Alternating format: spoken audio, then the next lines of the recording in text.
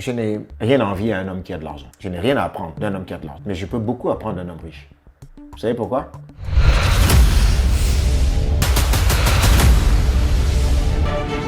J'ai failli dormir dans la rue. Un soir du 31 décembre 2024 ans. Je n'avais pas où dormir. Quand tu t'engages dans une relation, dis-toi, mets-toi dans la tête que là, je m'engage, je vais rendre ce monsieur-là heureux. Je vais tout faire pour être une source de bien-être, de bonheur pour lui. Et ça part d'une intentionnalité. Qu'est-ce que tu penses de 50-50 dans le couple? C'est quoi 50-50? Amener des enfants dans un environnement qui sera propice à leur éducation spirituelle parce qu'ils sont environnés tous les jours avec des gens qui leur disent n'importe quoi, ils voient d'autres modèles. Nous sommes descendants de la chefferie qui s'appelle la chefferie Bafou. C'est une religion, c'est l'animisme. Mon père est mort en 98 et à la mort de mon père, quand on arrive pour faire l'enterrement, on nous dit qu'on doit faire les cérémonies. On décide de ne pas faire. On nous a maudit. Mon grand-père était encore en vie. Ils ont donné interdiction à tous les oncles et tantes de nous parler. Si vous avez les gens pour motivation, l'argent va venir avec. Si vous avez l'argent pour motivation, l'argent va vous fuir. Bienvenue dans notre émission Héros par la foi. Aujourd'hui, nous recevons le couple Azébazé, Serge Azébazé et Josiane Azébazé. Ce sont des personnes avec des leçons incroyables, des leçons qui vont nous aider à nous affermir dans la foi et à prospérer aussi dans les nations. Alors, quand je discutais avec Serge, il a dit quelque chose. Il a dit, il faut être spirituellement puissant et professionnellement excellent. Vous comprenez un peu le style de personne avec qui on est aujourd'hui. Donc, Serge est un dirigeant d'entreprise, c'est un avocat, c'est un formateur, un conférencier et un écrivain aussi. Il voyage à travers le monde. Il y a quelques jours, il était aux Seychelles et franchement, là, il était très content parce qu'il y avait du soleil. Et nous avons Josiane qui est diplômée en communication, diplômée en journalisme aussi, qui aujourd'hui est la fondatrice de la communauté VTV, une communauté qui a été créée depuis 2013 et aujourd'hui qui a plus de 315 000 abonnés sur YouTube et plus de centaines de milliers d'abonnés sur d'autres plateformes également. Donc, nous avons en face de nous des professionnels, des enfants de Dieu qui ont un parcours atypique qui vont partager avec nous. Alors, Serge, quand tu dis il faut être spirituellement puissant et professionnellement excellent, est-ce que tu veux déjà revenir sur ton secteur, en fait, ton évolution professionnelle pour nous expliquer comment est-ce qu'aujourd'hui, un dirigeant d'entreprise, on sait que les dirigeants d'entreprise ont beaucoup d'argent, pourquoi est-ce que, arrivé au niveau où tu es arrivé, tu penses quand même que le côté spirituel vaut la peine? Donc, explique-nous pour que tous ceux qui nous écoutent puissent comprendre qui est-ce qui nous parle et pourquoi est-ce qu'il fait ce genre de déclaration. Les amis, vous savez, Jésus est tout pour moi. La première des choses. Ça, c'est ce qu'il faut comprendre parce que il y a des gens qui se sont faits, ils ont rencontré peut-être le Seigneur, ou bien ils n'ont jamais rencontré le Seigneur, ils ont fait leur carrière. Mais moi, c'est parce que j'ai d'abord rencontré le Seigneur qu'il a fait ma carrière. Amen. Donc ma carrière, c'est Jésus qui l'a faite.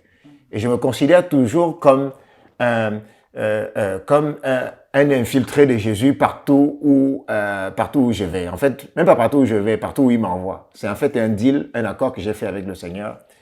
Et j'ai dit, Seigneur, tu vois l'état dans lequel je suis. Tu vois la famille d'où je suis sorti. Parce que quand vous regardez à mon background, vous regardez à ma famille, vous regardez d'où Dieu nous a sortis, il y a quelques années encore, personne ne pouvait pronostiquer. S'il fallait voter pour dire qui sont des personnes qui, selon vous, selon le monde, selon les critères du monde, pourraient devenir aujourd'hui soit des dirigeants d'entreprise.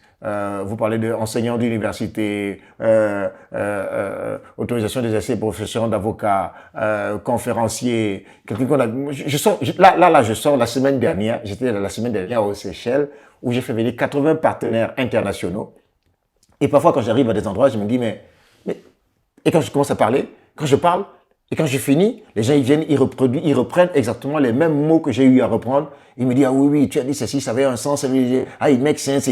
Oh, mais de qui il s'agit, de qu'est-ce qu'on parle? Je suis le premier surpris de ce que je vois au travers de ma vie. Parce qu'en fait, je me considère comme un un spectateur et le véritable acteur, c'est le Saint-Esprit qui est l'acteur véritable, le constructeur véritable de ma vie. Et moi, je ne suis qu'un spectateur qui observe en fait les actes en fait du Saint-Esprit au travers dans la vie professionnelle et même dans la vie maritale et dans toutes choses. Donc en fait, c'est d'abord une affaire de système de pensée. C'est d'abord une affaire de la manière dont on voit les choses et la manière dont on se considère soi-même. Qui suis-je? Pourquoi je suis sur la terre? Si on ne comprend pas ce genre de choses-là, on va se dire, on va être là plutôt davantage, on se dit, focus ma carrière professionnelle. Ouais, 10 règles pour pouvoir progresser professionnellement, 10 principes pour pouvoir avancer. Et tous ces 10 principes-là, si vous n'avez pas le principe qui est le principe de base, à savoir renforcer votre relation avec Jésus, si vous ne le connaissez pas, cherchez à le connaître, parce qu'il est l'alpha et l'oméga, c'est-à-dire que celui qui est le commencement de la carrière professionnelle, il est la fin de la carrière professionnelle. Quand le monde vous arrêtera votre carrière professionnelle, sachez que quand vous avez découvert votre véritable profession, celle qui est avec Jésus, vous n'irez jamais à la retraite. Jamais. Moi, je suis tellement détendu, je ne connaîtrai jamais la retraite. Pourquoi? Oui, je ne connaîtrai jamais la retraite. Jamais. Super, merci beaucoup. Alors, Josiane, vas-y, présente-toi. Aujourd'hui, les gens te connaissent beaucoup plus comme cette personne qui exhorte, voilà. Mais tu as tout un bagage là que nous ne connaissons pas nécessairement. Est-ce que tu veux revenir dessus, s'il te plaît? Alors, un bagage sur quel plan? Sur le plan professionnel. Alors, ta formation professionnelle, tu as fait dans la communication. Oui, voilà. Par la grâce de Dieu, j'ai été à l'ESTIC. Je suis originaire du Cameroun, le pays de mon vieil homme. J'ai été à l'ESTIC, qui est une très grande école au Cameroun, l'école des sciences supérieures et techniques de l'information et de la communication. Par la suite, comme c'est le cas pour la plupart des personnes qui ont eu la grâce d'être dans cette école, j'ai travaillé à la télévision nationale, la CRTV. Et une année après, je me suis mariée avec mon cher et tendre. Le plus bel homme. Serge Azebazé. Par la suite, nous nous sommes retrouvés ici, en France, et j'ai repris des études. Et comme je venais de me marier, j'ai commencé à enchaîner des enfants, d'accord? Tu as eu 3 enfants en 3 ans. J'ai fait 3 enfants en 3 ans. Waouh! Ce n'était pas facile.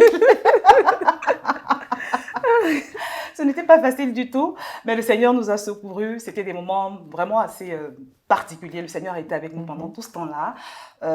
Et puis, bon, pour couper court, il y a eu un moment où j'ai entendu une voix.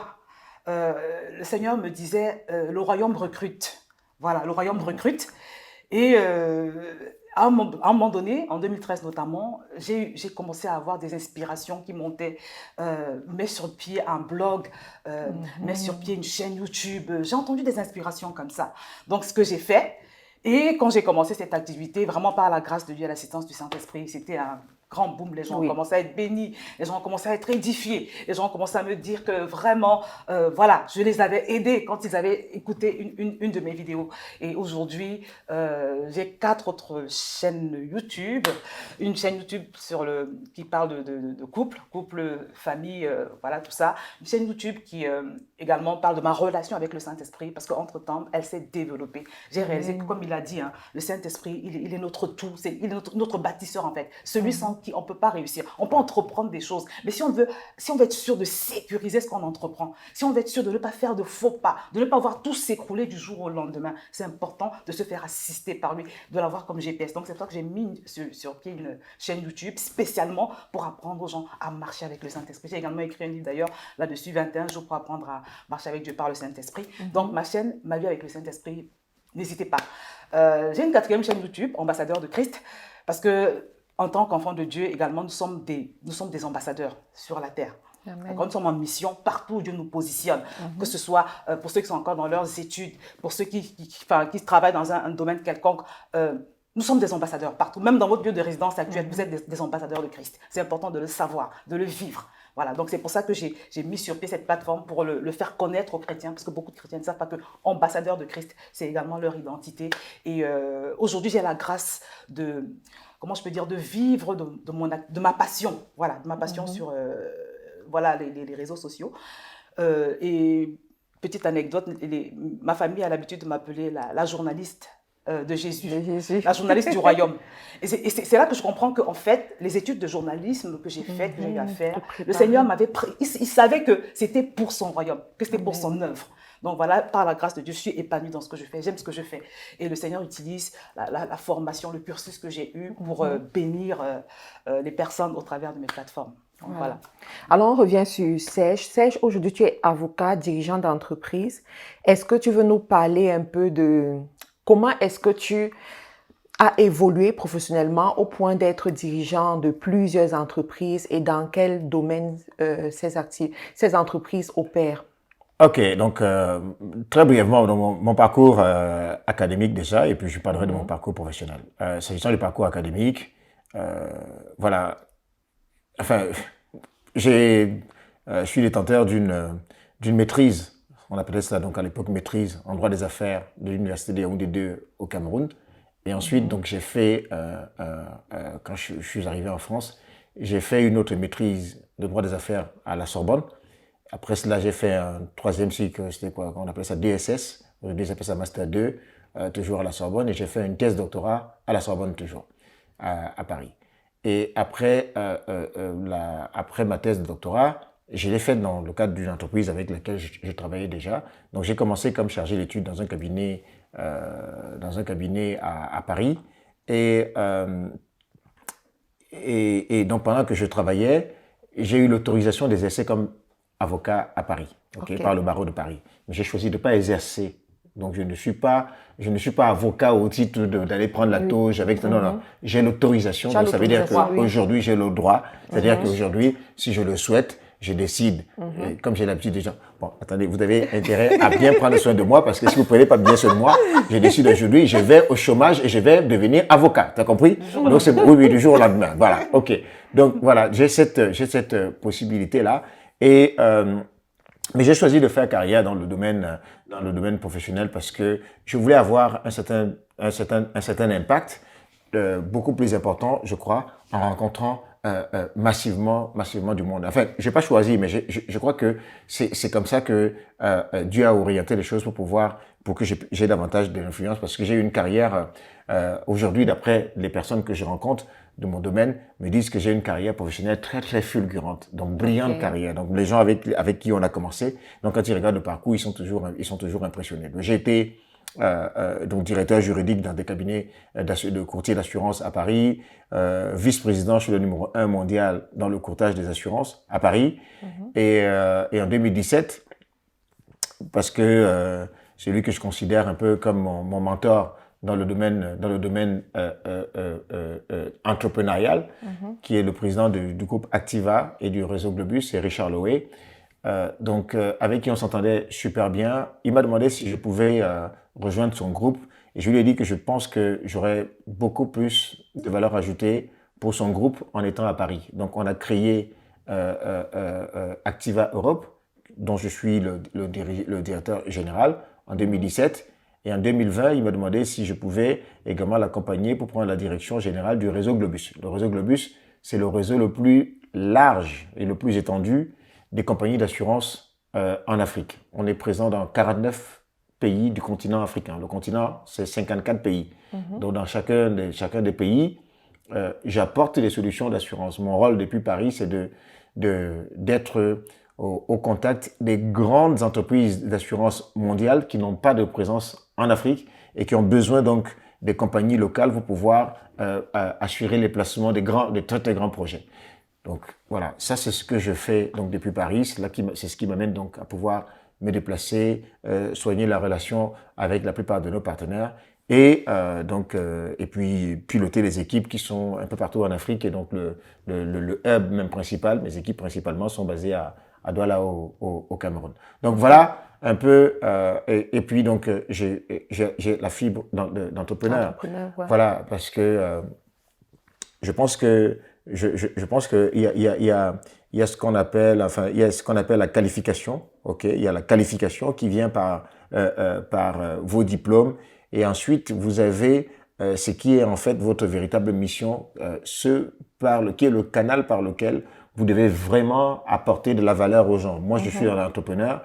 Je suis pas un entrepreneur pour de l'argent. Je suis un entrepreneur pour les gens. Il y a une différence il y a une différence entre l'argent et les gens.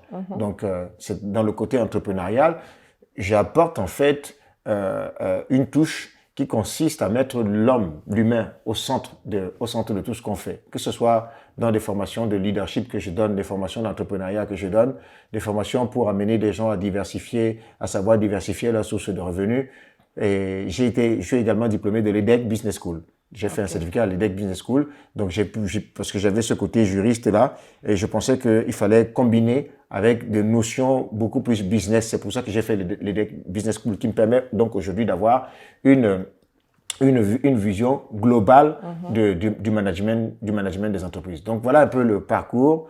J'accompagne quelques dirigeants d'entreprise aussi en tant que coach. J'accompagne, et ça, c'est ce que je suis prêt à faire même le plus gratuitement possible au monde. Je ne supporte pas de voir des gens qui stagnent, dans les carrières stagnent. Je ne supporte pas de voir des gens qui ont plusieurs talents et qui ne vivent pas de leur talent. Je ne supporte pas. Et quand je vois ça, je me mets en colère parce que je ne supporte pas de voir ça. Je suis prêt à donner cela gratuitement, à le faire gratuitement pour les gens. Il a dit, écoutez, vous avez des choses à donner au monde. Ne vous laissez pas toujours tromper par vos diplômes. Le diplôme, c'est juste, le diplôme n'est pas le seul baromètre de la vie. Quand je parle du diplôme, j'en ai, mais c'est pas le seul baromètre de la vie. D'ailleurs, la plupart des gens qui ont des diplômes ont eu des diplômes dans le domaine qui n'a rien à voir avec un domaine qui n'a rien à voir avec ce qui est au plus profond d'eux. Alors, je suis en train de parler aux gens de ce qui est au plus profond d'eux. C'est ça, c'est dans ce domaine-là c'est dans ce domaine-là que les gens doivent devenir des véritables entrepreneurs parce qu'ils vont entreprendre, ils seront totalement motivés puisqu'ils donneront ce qui est au plus profond d'eux pour pouvoir être utiles, en fait, au monde, être utiles à la société. C'est là. C'est pas pour aller se faire de l'argent. On ne crée pas une entreprise pour se faire de l'argent. On crée une entreprise pour apporter de la valeur aux gens. Très bien. Amen. Alors, Serge, Josiane, vous êtes des professionnels avérés, mais vous avez choisi de mener votre vie avec Jésus-Christ. Et ça se voit, vous ne le cachez pas. Vous êtes aujourd'hui des pasteurs aussi. Alors, je voudrais qu'on revienne au début. Comment est-ce que chacun d'entre vous a eu sa rencontre avec Jésus-Christ? Comment ça s'est passé? Est-ce que vous venez des familles chrétiennes, pieuses, où vous avez eu cette éducation chrétienne, où vous vous êtes développé avec cette éducation, où il y a eu des événements dans la vie qui vous ont convaincu à marcher avec Jésus-Christ? On va commencer par Josiane. Comment j'ai rencontré Jésus? Alors, je peux dire que j'ai commencé à prier très tôt. Pourquoi? Parce que j'étais dans un environnement chrétien dès la maternelle. Le directeur de l'école où j'ai été quand j'étais enfant, c'était un pasteur. Donc, j'ai toujours été habituée à prier, en fait. Voilà. Donc, je pense que je me considérais comme une chrétienne. Pour moi, je connaissais Dieu. Donc, je grandis comme ça. Tous les dimanches, je suis à l'église parce que c'est l'éducation de base que j'avais eue. Mais à un moment donné, j'ai commencé à me sentir mal. J'ai commencé à ressentir un vide à l'intérieur de moi. Et pour tout couronner, il y a une série d'incidents. Je vous ai dit que j'ai fait une belle école par la grâce de Dieu. Et quand on sort de cette école-là, normalement, en tout cas à l'époque où j'ai fait ces études, on ne galère pas pour avoir du travail. Mais malheureusement, moi, j'avais du mal. J'avais essayé toutes sortes de choses, mais ça ne marchait pas. Et pour tout couronner, j'avais commencé une relation avec lui, sur laquelle j'avais misé, mais qui n'avait... En tout cas, dans cette période-là, on s'était séparés. Ah, il t'a abandonné. Non. Tu as eu le gourmand. Non, c'était pas... Alors, c'est moi qui avais mis un terme à la... Ah, ok, oui. Tu lui as donné le... Donc, on s'était séparés. Donc, sur le plan professionnel, ça n'allait pas. Sur le plan sentimental. Et à côté de cela, j'étais toujours souffrante, en fait. J'avais un dossier médical qui était épais comme ça. Je faisais beaucoup de va-et-vient entre l'hôpital. Donc, rien ne marchait. Wow. Voilà. À un moment donné, j'ai commencé à avoir des pensées de suicide. Je me suis dit, mais finalement, qu'est-ce que je fais sur cette terre? Rien ne fonctionne. Et pourtant, je me considère comme une chrétienne. Et puis un jour, j'ai fait une prière dans ma chambre. J'ai dit vraiment, là, c'est trop, je n'en peux plus. Il faut me dire, je ne mens pas, je ne suis pas une voleuse, je ne suis pas malhonnête, je ne fais rien de mauvais. Mais pourquoi rien ne marche dans ma vie? Pourquoi ça ne va pas? C'est quoi le problème? Et là, tout d'un coup, dans ma chambre, j'ai toujours un peu de mal à l'expliquer. J'ai une conviction de péché. À ce moment-là, je crois que c'est le Saint-Esprit qui me convainc que j'ai la conviction que je ne suis pas aussi bien que cela. Voilà. Et puis, je suis poussée comme ça à me repentir. Je suis poussée à me repentir, à demander pardon, voilà, et à prendre un nouvel engagement avec Dieu.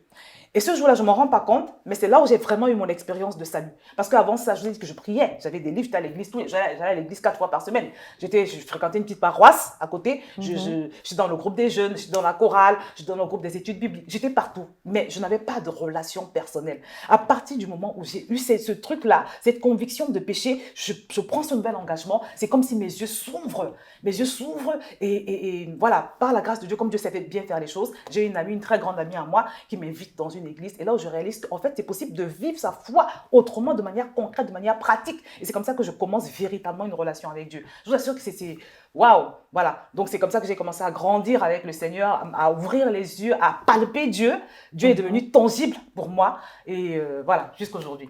Super. Serge, dis-nous. Oh, alléluia. Ok, donc en fait, vous savez, chacun a son parcours un peu avec Dieu. Et moi, l'histoire commence, je pense qu'on est dans les années, enfin, en tout cas, c'est dans les années 80, 83, 84 par là. Je crois que je suis adolescent, oui, je crois, à cet âge-là, 10, 11 ans. Et mes parents vivent une situation totalement compliquée. Nous, on le ressent. On ressent qu'on arrive à un âge où on a des besoins et puis nos parents ne peuvent plus subvenir à nos besoins comme c'était le cas dans la petite enfance. Et on se rend compte que, ben, voilà, et pourquoi, bon, on nous dit, bon, voilà, les parents, ils ont investi, donc ce qu'ils avaient, ils ont mis dans la vie des autres, et puis donc aujourd'hui, ils n'en ont pas. Et donc, moi, ça me crée un sentiment d'injustice et une colère. Je me dis, mais pourquoi est-ce que la vie est si injuste? Pourquoi les gens sont si méchants? Pourquoi ci, pourquoi ça? Et puis donc, un jour, je vois des gens qui sont en train de faire des campagnes d'évangélisation dans le quartier. Dans le quartier, ils projettent des films de Jésus, des films autour de l'histoire de Jésus. Et moi, ça m'interpelle, j'y vais, et je me souviens ce jour-là, ils avaient donc projeté un film, et c'était l'histoire d'une dame qui, dans son sommeil, avait aperçu comme une ombre, comme quelqu'un qui venait en fait la poignarder dans son sommeil.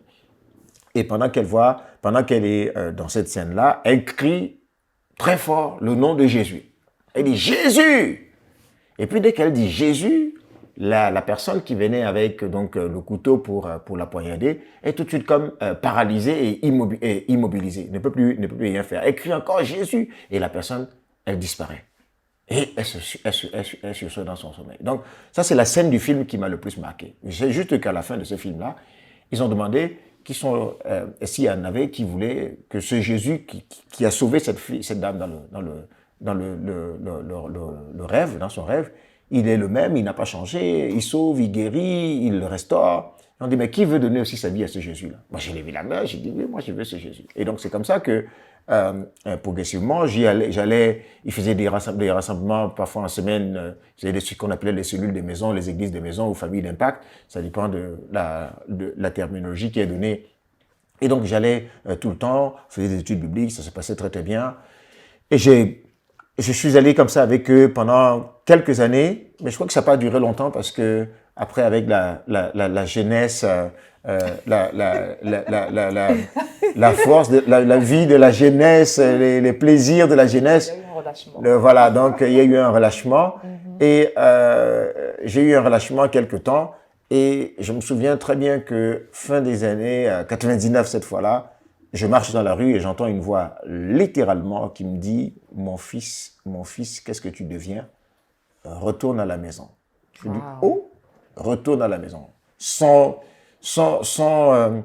hésiter, je reconnais que c'est la voix de Dieu qui m'appelle. Et donc, j'achète une Bible, j'appelle un copain à moi qui est mon frère dans le Seigneur, Jean-René. Je l'appelle, je lui dis, mais Jean-René, où est-ce que tu vas à l'église maintenant? Il me dit, je vais à telle église, donc c'était au Full Gospel. C'est comme ça que j'ai dit, le lendemain, je suis là. Donc le lendemain, je suis arrivé à l'église.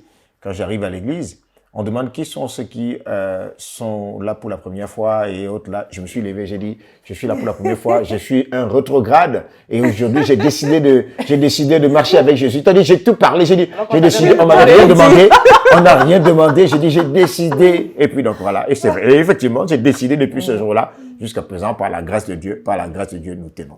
Amen. Voilà, c'est comme ça que, et puis sachez que, pour information, notre background n'est pas, moi j'ai pas, on n'est pas d'un background qui est un background chrétien, religieux, et tout ça. Voilà, pas du tout. Voilà, ok. Bon, Josiane a parlé d'un gourmand à un moment donné là. Oui. Comment est-ce que tu as fait pour regagner son cœur? Ah oui, ça aussi, c'est un grand témoignage. Ouais, hein. c'est les femmes qui retiennent les C'est souvenirs. un Moi, très, très grand témoignage. Parce que En tout cas, tu as ta version, il a sa version. J'aime souvent écouter les deux. c'est la même chose. Mais bon. Vas-y, vas-y. Non, en fait, ce qui s'est passé, c'est que, effectivement, c'est dans sa période de relâchement qu'on s'est rencontrés. Ah, Et après, on se sépare. Sauf que quand on se sépare, je suis tellement dans le chagrin que je décide de revenir au Seigneur. Et quand je reviens au Seigneur, je vous ai dit que mon ami m'invite dans une église. Donc, elle m'invite et je commence à fréquenter l'église. Et dans cette même période, lui aussi, le Seigneur le ramène à lui. Enfin, Wow. il retrouve les voies du Seigneur. Et quand il revient à l'église, c'est dans la même église. Ouh. Mais c'était juste une branche, une autre branche. Mais c'était la même église. Donc, je commence à persévérer dans cette église-là. Je commence à, voilà, à grandir, à être heureuse et tout. Et puis, un jour, on se rend compte que, on est séparés.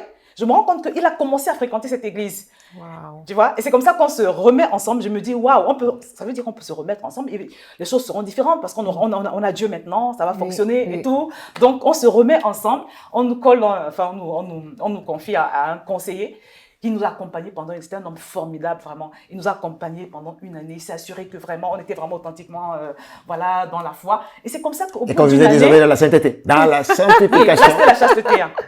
Oui. Et au bout d'une année, on était mariés. Voilà. Wow. Donc, on s'est séparés, mais on s'est retrouvés. En fait, c'est le Seigneur qui nous... Parce que moi, je ne peux pas croire que c'est un hasard que je me convertis, je me retrouve dans cette église, et lui, il revient au Seigneur, il se retrouve dans la même église. Dans la même église. Voilà. Donc, Alors, c'est quoi ton histoire avec les anecdotes? Dis-nous.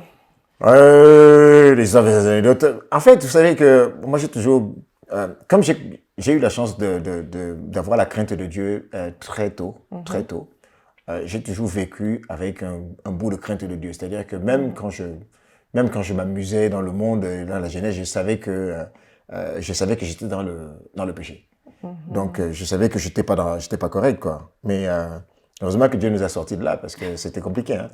Il faut pas faire de parenthèse avec Dieu. Hein. Une seule parenthèse, tu peux faire des dégâts énormes. Donc, c'est terrible, ça. Les garçons, écoutez bien. Écoutez, les gars. Non, c'est un sérieux. Non, franchement. Faut pas faire de hors-piste. Restez concentré, restez focus. C'est très, très important.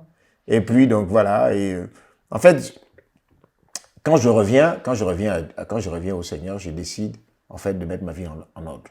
Ok. Je suis quelqu'un d'assez... Quand je prends une décision, j'y vais. Hein. Donc, je décide de remettre ma vie en ordre. Et puis, j'ai à nouveau le sentiment pour elle, mon cœur bat pour elle. Et j'ai dit, mais non, il faut que je la trouve. Il faut que j'aille à la conquête cette fois-là. Parce que donc, il a fallu aller tout recommencer. En fait, c'était poussé cette fois-là, c'était plus moi, en fait. Parce que je comprends que... Et c'est pour ça que... Je comprends pourquoi la Bible dit que si le Seigneur ne bâtit, ceux qui bâtissent la maison la bâtissent en vain. Ok. Et donc, j'ai compris à partir de là que c'est Dieu qui était en train de bâtir cette fois-là. Ce que j'avais bâti, ce que j'avais essayé de faire par moi-même, voilà, avait totalement échoué. Et à partir du moment où j'ai confié tout à Dieu, je vois... Regardez. Magnifique. Oh là là. 23 ans après. 23 ans après. Hein? 3 enfants, très heureux. Voilà. Et j'ai envie de vous demander s'il faut partager 3 secrets de succès dans le mariage. C'est quoi vos 3 secrets de succès? je commence. Oui, vas-y. Alors, la mort à soi. La Ok. mort à soi, c'est quoi? C'est le lâcher prise, être une personne qui sait faire des concessions. D'accord? Parce qu'il y a des gens dans la vie, en fait, pour eux, dans la vie, il existe le blanc et le noir. Il n'y a pas de gris. Donc, il faut savoir, voilà, il faut savoir nuancer les choses, il faut savoir faire des concessions, comme je l'ai dit. Et parfois, accepter de ne pas avoir raison, même quand on a raison. Voilà. Il y a quand même des limites. Hein. Oui. ne pas accepter, accepter de ne pas avoir raison, quand bien même on sait qu'on a raison pour le maintien de la paix. Voilà. Le deuxième secret, c'est vraiment bâtir avec Dieu, parce que Dieu est l'instituteur du mariage. Je vous assure que quand j'ai compris ça, quand nous avons parce que nos débuts ont été très compliqués, très difficiles. On n'avait pas eu la grâce d'avoir les cours de préparation au mariage comme ça peut se faire aujourd'hui dans l'église. Et on n'était pas, quand on s'est marié, je ne sais même pas si Facebook existait déjà. Il n'y avait pas toutes les plateformes qu'on a aujourd'hui, les enseignements gratuits sur le couple, comment vivre sa relation. Il n'y avait pas tout ça. Donc vraiment, on s'est retrouvés comme ça dans un mariage sans savoir ce que c'était le mariage. C'était compliqué. C'était très compliqué. Mais par la grâce de Dieu, au fur et à mesure que nous avons grandi dans la foi et qu'on a compris que c'est Dieu qui doit être au centre d'un mariage, c'est lui qui doit bâtir, c'est le Saint-Esprit qui doit conduire. Et quand on a commencé à faire l'effort de mettre en pratique ce que j'appelle la notice du mariage, parce qu'il y a une notice d'utilisation pour le mariage, les choses ont commencé à rentrer dans l'ordre. Donc permettre au Seigneur de bâtir, parce qu'il dit dans sa parole que si l'Éternel ne bâtit, ceux qui bâtissent travaillent en vain. Lui permettre vraiment de bâtir et lui permettre aussi de vous départager quand vous avez des soucis. Parce que souvent quand il y a des ennuis dans un couple, c'est non, moi j'ai raison, il faut faire ce que j'ai envie de faire. Mais la vérité, c'est que quand vous avez la crainte de Dieu, la question, à chaque fois que vous avez un conflit, je te parle à toi qui vis un conflit dans ton foyer, parce que tu n'es pas en accord avec ta femme ou avec ton mari. La question, c'est pas pourquoi il ne fait pas ce que je veux. La question, c'est qu'est-ce que Dieu veut? Qu'est-ce que Dieu dit? Par rapport à cette question qui vous oppose. À partir du moment où vous prenez cette base-là, toujours vous demandez cette question qui nous oppose, qu'est-ce que Dieu dit? C'est ce qui compte en fait. Et une fois que, peut-être parfois ce que Dieu dit est dans la Bible, parfois ce n'est pas clair dans la Bible, mais quand vous priez, le Saint-Esprit vous met une conviction dans le cœur et c'est ce qu'il vous dit que vous adoptez. Et c'est comme ça que tous vos conflits vont se retrouver résolus. Vous allez être départagés à chaque fois. C'est un puissant secret que je vous donne. Donc le lâcher prise, ne pas être trop sur ses points de vue. Non, moi si j'ai raison, parfois il faut laisser faire. Tu ne vas pas mourir. Voilà. Et puis vraiment se faire accompagner par le Seigneur, se faire guider, conduire. Voilà 2 clés que je peux déjà partager. Merci. Alors, quelles clés? Qu'est-ce qu'il faut dire là? Il y a beaucoup de choses à dire sur le sujet. Il y a tellement de choses à dire. La première que je pourrais donner comme ça, c'est d'abord se mettre d'accord sur les valeurs et sur les valeurs fondamentales. Et les valeurs, en fait, c'est les points c'est ce que vous allez considérer comme sacré. Voilà. Vous allez considérer cela comme sacré. Notamment le respect, l'amour. Ça, ce sont des choses qui sont sacrées. La famille, c'est quelque chose de sacré. OK? Et puis, ne pas regarder ce qui n'est pas, le reste là. Passer dessus. Est-ce que la brosse à dents, on a pris le tube dentifrice, on a pris par le haut, l'autre a pris le tube dentifrice par le bas. Laissez. Les sandales sont à tel endroit, il a laissé ses souliers ici, ses chaussettes sont n'importe où, il s'est levé le matin, il n'a pas rangé le lit. Écoute, ce sont des détails. Si tu prends maintenant, c'est ça le problème, c'est que les gens ils prennent le détail, ils en font le principal. Est-ce que c'est ça qui a véritablement de la valeur? Il y a des choses sur lesquelles on doit être totalement intransigeant. La fidélité, ça ce sont des valeurs, tu t'accroches là-dessus, oui. Ça ce sont des points où on te dit, bon voilà, on essaie. Et puis, est-ce que 2 hommes marchent ensemble sans s'être mis d'accord? Vous êtes mis d'accord sur quoi? Je l'ai regardé, il m'a regardé, nous nous sommes regardés, nous nous regardâmes, et puis nous nous aimâmes, et nous nous plumes, et puis c'est comme ça que les plumes vont sauter aussi après? Oh là là. Non, en fait, il faut vous asseoir, dire, bon, écoutez, parce que chacun d'entre nous, là, un homme, une femme, chacun a son background, là. Il y a des bagages, là. Tu n'as pas conscience des bagages que tu traînes. Parce que, et puis, quand je dis les bagages, c'est le passé. Et dans ton passé, il y a des choses que tu as, sur lesquelles tu t'es tellement accroché et qui, au final, sont futiles, en fait.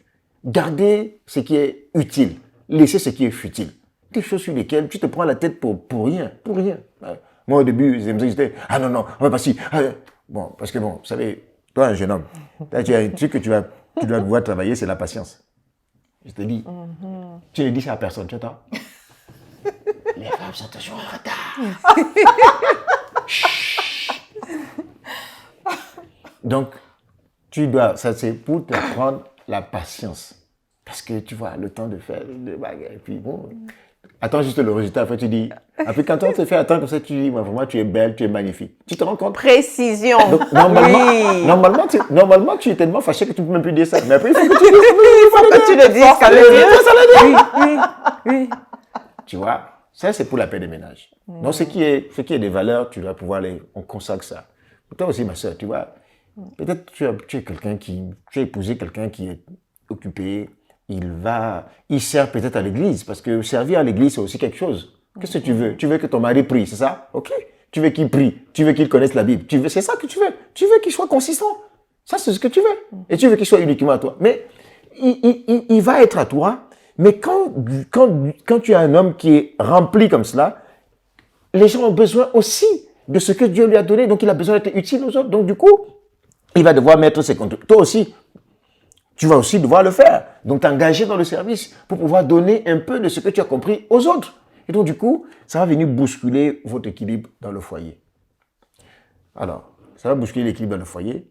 Ma soeur, ne t'attends pas toujours qu'à cette heure-là, il est 19h50 à table. Et parfois, ce ne sera pas tout le temps à table. Non, non, non, non, non, non, non, non, non, non. Si c'est l'idéal que tu as vu là dans les films, là, on dit, voilà, tout le monde est à table, c'est pas tout le temps. C'est pas tout le temps. Si vous voulez être un couple qui a de l'impact à l'extérieur, mais il va falloir que vous fassiez un peu de sacrifices. Oui, il faut qu'il y ait des sacrifices, il faut accepter ça. Regarde, nous là, tu t'imagines, tu es là tout le temps, tu regardes des vidéos de ma femme, tu dis oui, j'aime. Tu connais le sacrifice qu'elle a fait? Tu sais comment moi je dois me priver? Tu sais que c'est le temps qu'elle pouvait faire pour moi que je me prive pour ça. C'est beaucoup de travail. Hein, c'est beaucoup de travail. Et puis tu vois, il y a des gens. Ils se disent, ah oui, sa femme, on ne la voit pas. Eh ben, tu sais, quand tu me vois, ça veut dire que ma femme a accepté de payer un prix pour que moi je sois là. C'est ça. Tu veux quoi? Donc, ma soeur, mon frère, jeune homme, ou toi tu es déjà marié, ce sont des sujets qui causent des problèmes. Je suis pasteur, je reçois tellement de gens.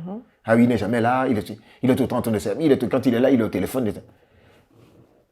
Apprends juste à vouloir, à te contenter des temps de qualité. Ça veut dire quoi les temps de qualité? Ça veut dire que chaque fois que Dieu permet que vous puissiez être ensemble, avoir un bon repas ensemble, rends grâce à Dieu pour ça. Mais ça ne peut pas être tout le temps. Je te le dis, tu veux te plaindre, ça ne pourra pas tout le temps. Ce n'est pas tous les jours de lundi au dimanche, tu penses que vous allez dresser la table, à midi, il sera là, à telle heure, il va rentrer. Non.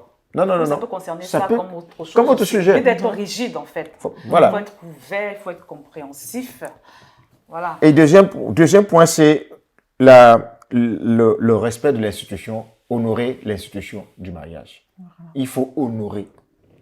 Si tu n'honores pas Dieu, tu ne peux pas honorer ta femme.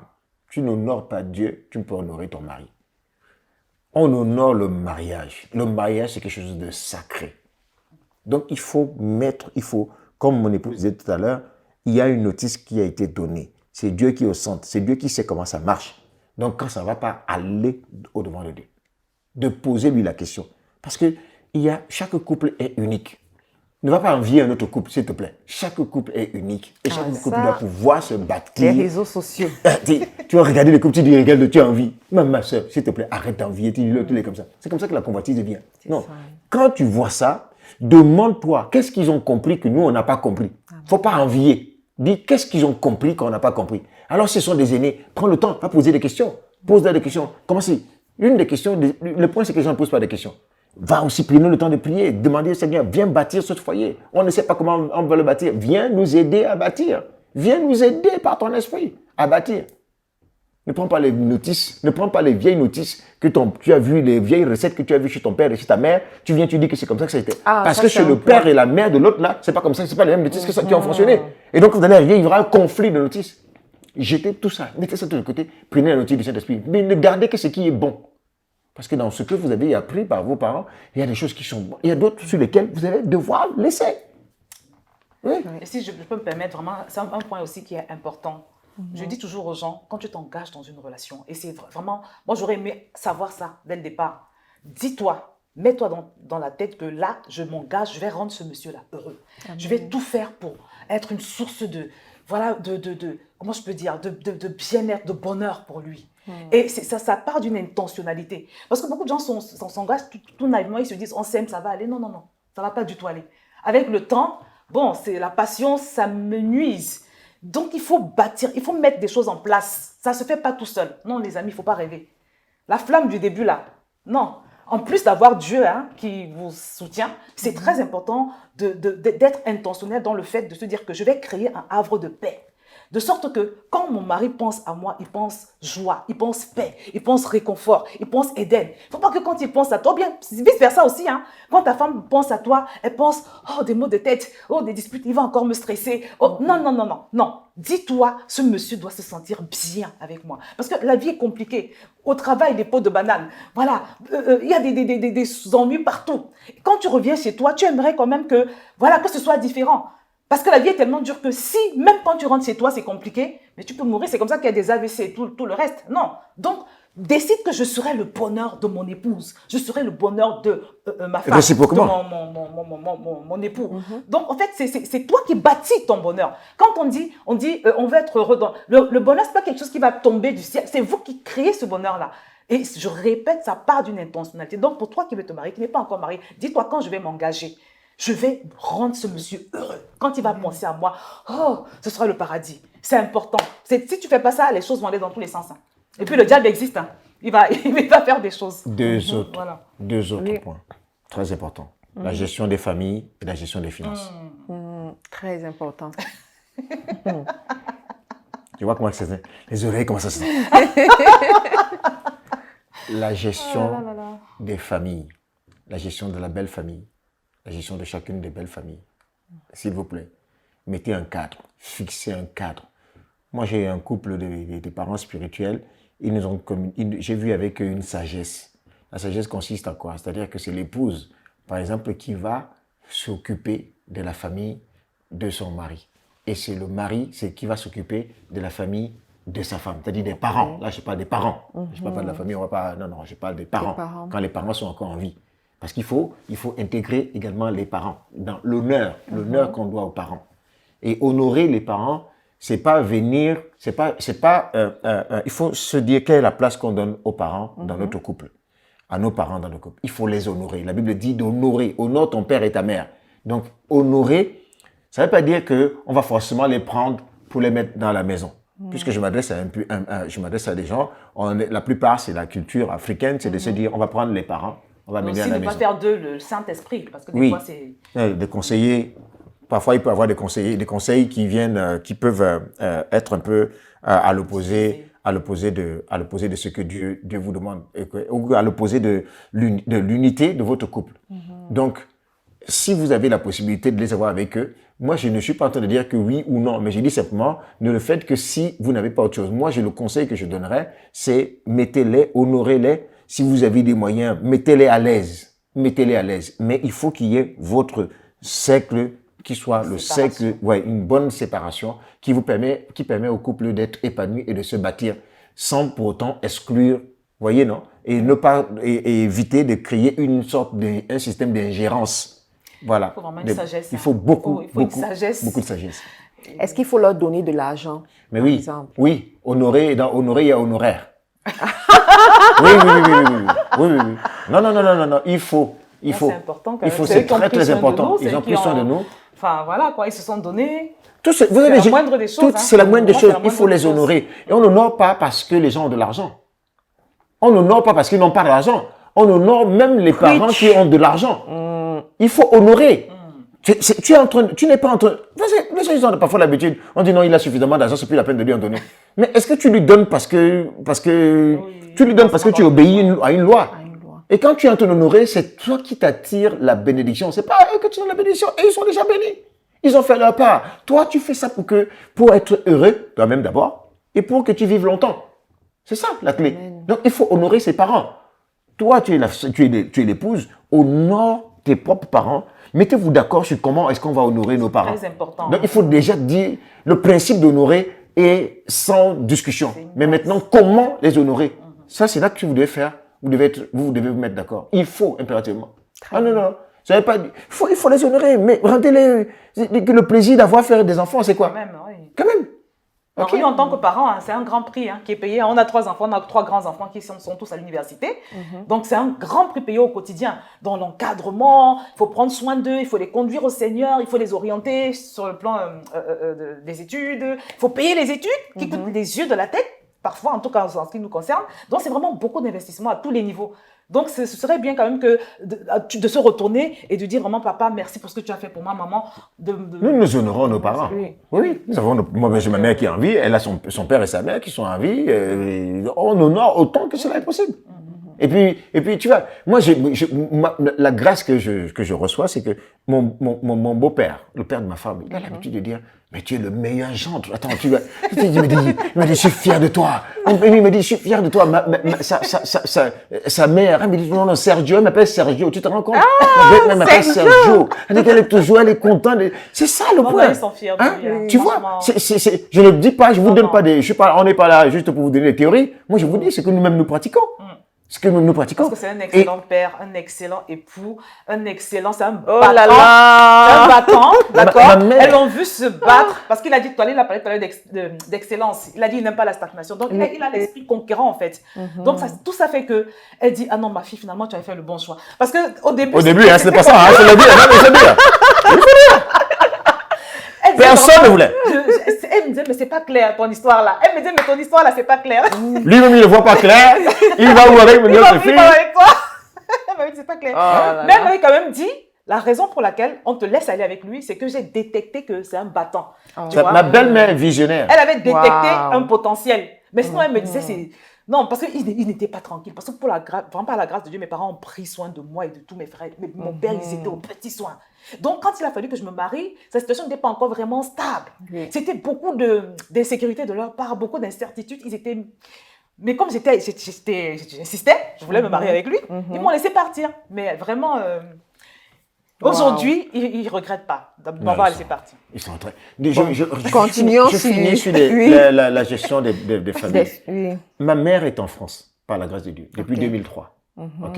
Ma mère, elle a failli mourir d'un AVC au Cameroun. Nous avons mis le paquet en termes de prière. Je n'avais pas de moyens financiers, on n'avait pas de moyens financiers. C'est par la grâce de Dieu qu'elle est arrivée. Et dans le début, 2003, ça correspond on avait à peine 2 ans de mariage. Donc elle était un peu quelque part contrainte de vivre avec nous à la maison. Ok.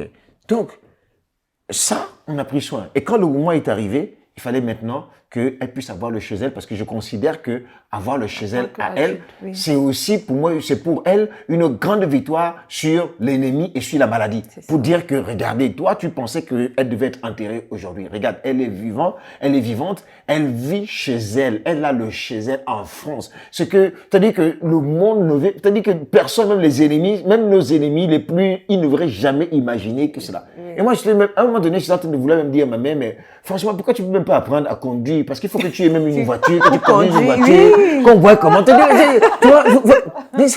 en fait, vous voyez, donc c'est ça, en fait, Honoré. Et son loyer, elle n'a aucun souci à se faire par rapport à son loyer. Je prends soin de son loyer. On a connu une période ici en France, durant le Covid. Bon, elle était un peu souffrante et elle ne pouvait pas faire elle ne pouvait plus faire sa cuisine habituellement et tout. Moi, je suis allé payer quelqu'un, service, qui devait venir livrer le repas tous les jours. Tous les jours.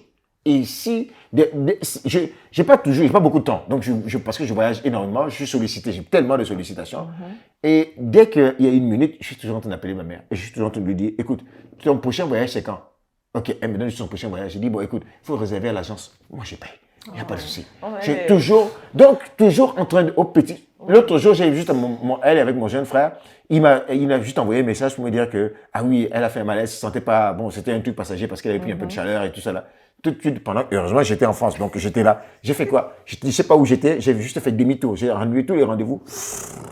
Accélérateur pour aller chez elle. Prendre soin, amener, c'est ça.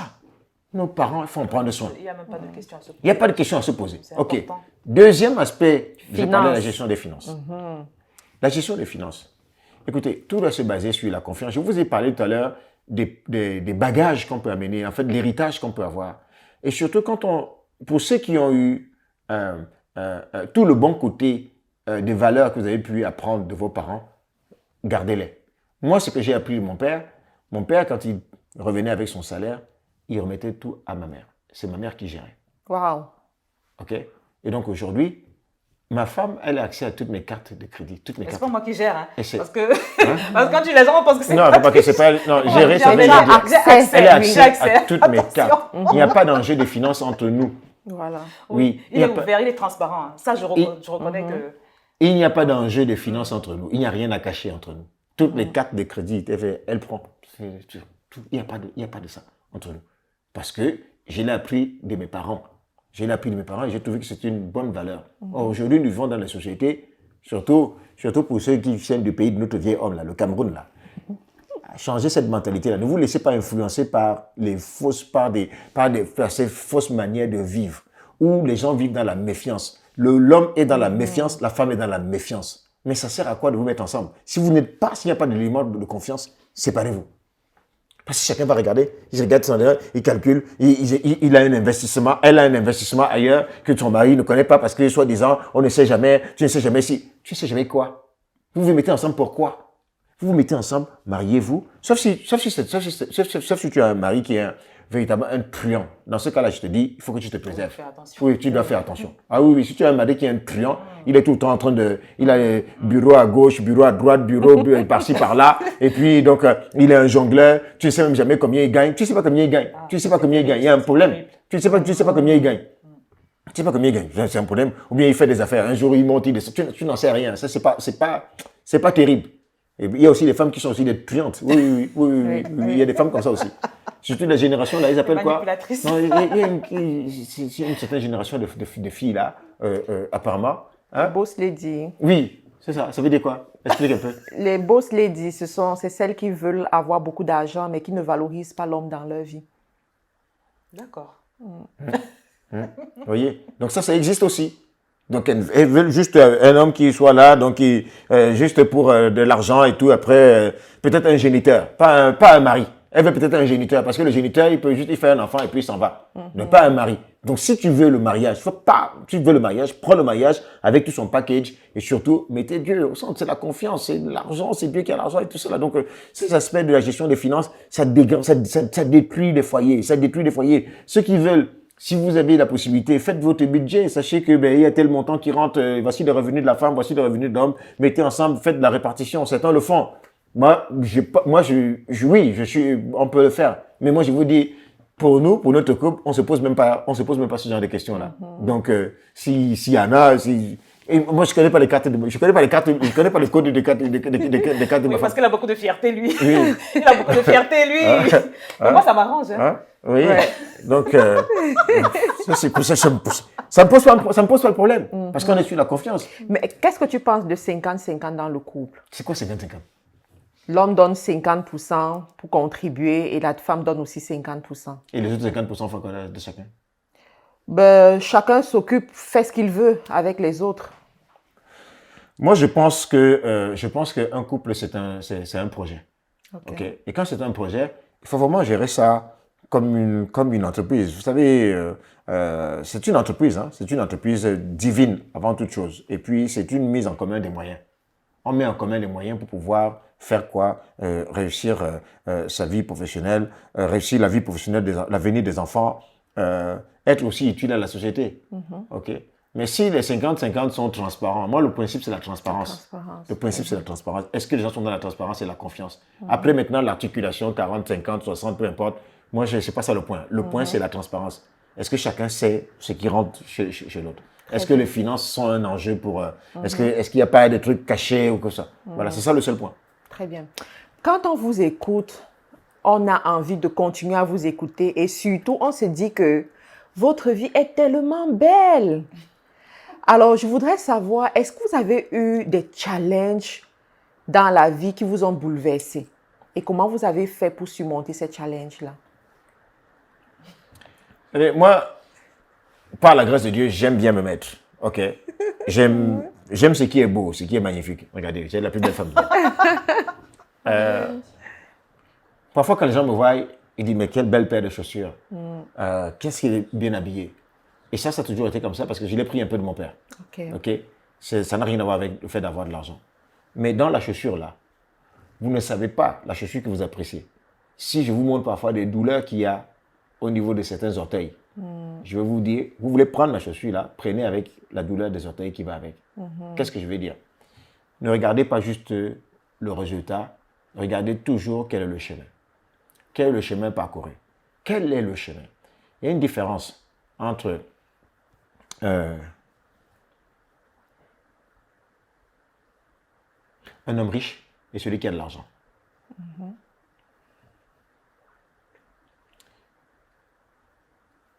Je n'ai rien à envier à un homme qui a de l'argent. Ok. Je n'ai rien à apprendre d'un homme qui a de l'argent. Mais je peux beaucoup apprendre d'un homme riche. Vous savez pourquoi? Parce qu'un homme riche, il vous montrera le chemin parcouru. Un homme qui a de l'argent, il ne vous dira jamais, il ne peut pas vous dire comment est-ce qu'il a fait pour avoir son argent. Parce que peut-être il a joué au loto, peut-être c'est un coup de poker, peut-être c'est un truc, il a eu de l'argent. Mais un homme riche, la richesse vient avec une série d'enseignements.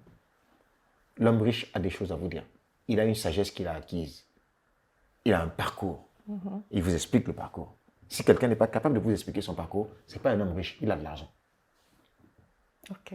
C'est tout est clair. Nous, on a tout un parcours. Moi, j'aime bien le club, j'aime bien le groupe des anciens du lycée. Okay. Parce que si vous voulez savoir quand vous voulez savoir qui vous êtes, si vous avez un parcours, il faut juste aller demander aux gens du groupe des anciens du lycée, de votre lycée ou de votre collège. Ça, parce que eux, quand ils vous parlent, ils vous appellent d'ailleurs par votre nom, ils vous appellent par vos titres. Et ils peuvent vous dire des gros mots, des bêtises, ils s'en foutent.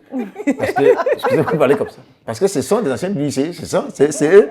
Donc, vous voyez, ils connaissent en fait ils connaissent votre passé, vos débuts, vos commencements. Et ceux qui connaissent nos commencements, moi quand je dis, vous voyez la belle chaussure aujourd'hui, ils ne savent pas que quand j'étais au lycée, je n'ai jamais porté une paire de baskets neuves. Quand j'ai vu mes enfants, quand j'achetais des baskets pour mes enfants, c'était des baskets neuves. Je leur disais, je regardais, j'achetais avec beaucoup de fierté. Je disais, ça, je suis en train de donner à mes enfants ce que moi, j'ai pas pu, ce que moi, j'ai pas eu. Des baskets neuves. Je prenais des baskets que des amis, des cousins avaient déjà utilisées. Et de récupération. Et parfois, une anecdote, vous voulez savoir? Il y avait une paire de baskets là, le bout là, vous savez, quelqu'un m'avait offerte. Et le bout, en dessous, il y avait un trou. Et qu'est-ce qu'on faisait? On prenait des chaussettes et des cartons, on les mettait, on multipliait. Et quand il pleuvait, c'était terrible. Donc on était, hein? Vous voyez? Ça, j'en savent pas. J'en savent pas que quand je suis arrivé en France, quand on est arrivé en France, avant de partir de la France, j'étais au Cameroun. Je me débrouillais quand même parce que je fais partie des premiers importateurs de véhicules d'occasion au Cameroun.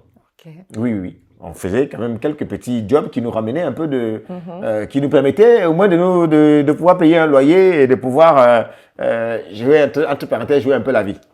Ok. Quand j'arrive en France, il n'y a plus ça. On est étudiant. Oui. Je suis étudiant. Je découvre la froideur de la France, la dureté de l'Europe. J'ai failli dormir dans la rue. Oui. Je n'avais pas où dormir. Un soir du 31 décembre 2000, oui, 31 décembre 2000, 24 ans, je n'avais pas où dormir. La famille qui m'avait hébergé, les amis, c'est des amis français, et je leur suis infiniment reconnaissant quand je suis arrivé en France comme étudiant, c'est eux qui m'avaient hébergé.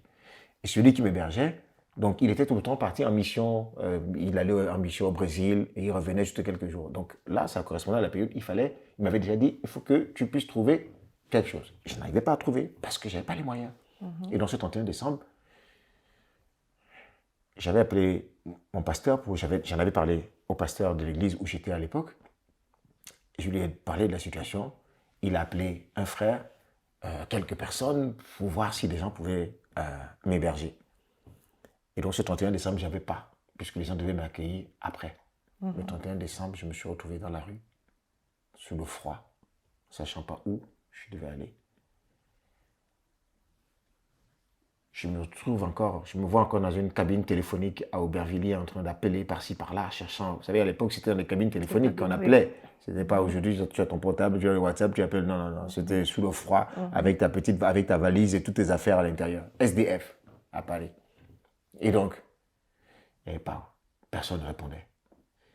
Le 31 décembre, c'est pour ça que c'est aussi bien d'être chrétien, enfant de Dieu. Le 31 décembre, il y a quand même la veille, il y a le réveillon.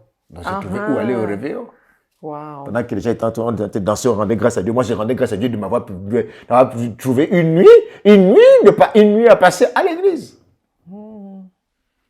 Et puis après, quand on dit bonne année, bonne année, bonne année, et que les gens doivent se repartir, je ne savais pas où aller. Et puis tout à coup, Dieu est tellement bon que j'ai une dame qui vient, elle me dit, tiens, qu'est-ce que vous allez faire dans la journée? Comme on fait le repas du premier du jour de l'an. Est-ce que tu peux venir avec nous? Chabraya Kataya. J'ai dit oui, je suis parti. Et donc c'est comme ça que je suis arrivé chez elle, chez moi, Marceline. On a mangé, je me suis reposé, j'ai dormi. Et puis donc c'est comme ça que donc progressivement une personne donc m'a hébergé et tout le lendemain. Donc et comme ça. Le Seigneur a pris soin, de nous. Pour couper court. Le Seigneur a pris soin de nous.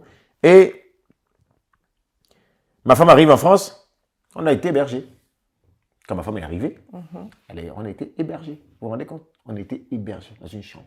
Wow. Oui, chez les gens. Vous étiez déjà marié? Oui, mais j'étais déjà marié. Marié au Cameroun. Je suis marié au Cameroun. Il s'est avancé et au départ, il était question qu'il revienne, mais bon. Donc, on a connu ce moment-là. Moi, j'ai fait la plonge en France. J'ai balayé les rues. Oui, j'ai balayé. J'étais balayeur. Et vous savez une anecdote? Là où j'ai fait des jobs et je balayais dans la rue, c'était des jobs étudiants. Ça s'appelle l'hôtel de Crillon, à la place de la Concorde à Paris. Et aujourd'hui, plus de 23 ans après, ma société, mes bureaux sont à 2 pas de l'hôtel de Crillon. Wow. Oui. Et quand je passe devant, un jour, dernièrement, je suis passé devant et j'ai eu le souvenir de ces années-là. Je me dis, mais aujourd'hui, j'étais là-bas comme balayeur. Aujourd'hui, je peux arriver comme client. Amen. Vous vous rendez compte? Je peux arriver comme client. Décider d'aller passer une nuit. Mais je vais pas y aller. Parce que, donc, c'est pas là qu'on doit mettre de l'argent. Donc, on a connu ça. Oui. J'ai eu l'autorisation de quitter le territoire français. Parce que... L'obligation. Pardon, autorisation. J'ai dit quoi, autorisation? Oui. Pardon, obligation. Wow. Ce qu'ils appellent OQTF. Donc, j'ai eu cela ici dans ce pays. Parce que quand j'avais terminé la première partie de mes études, il fallait trouver du travail en tant qu'étudiant étranger. Donc, pas de travail, ça veut dire que tes études sont terminées, il faut rentrer. On m'a donné ce document-là, de quitter le territoire français. Donc, j'étais sans papier. Oh là là. Oui. Ça, c'est dur, compliqué.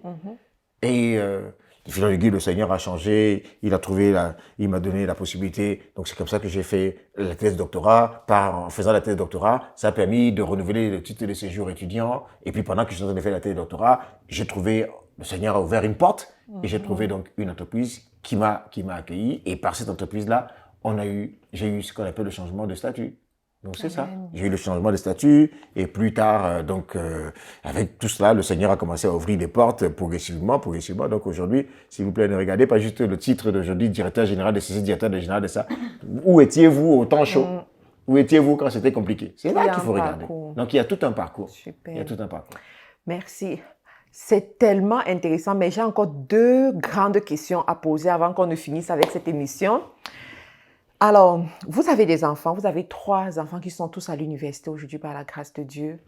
Est-ce que vous pouvez partager 2 sagesses qui vous ont permis de les éduquer et surtout de les amener à Christ? Vas-y. Ah, les enfants, vraiment. Moi, comme je l'ai dit, on n'a pas eu de cours de mariage, rien de tout ça, ni de cours d'éducation des enfants. On a appris... comment on dit ça? On a appris sur le tas. Donc, vraiment, c'est vrai que s'il fallait refaire, je ferais différemment, je ferais mieux. Mais ce que je peux dire aujourd'hui, c'est les enfants, nous sommes...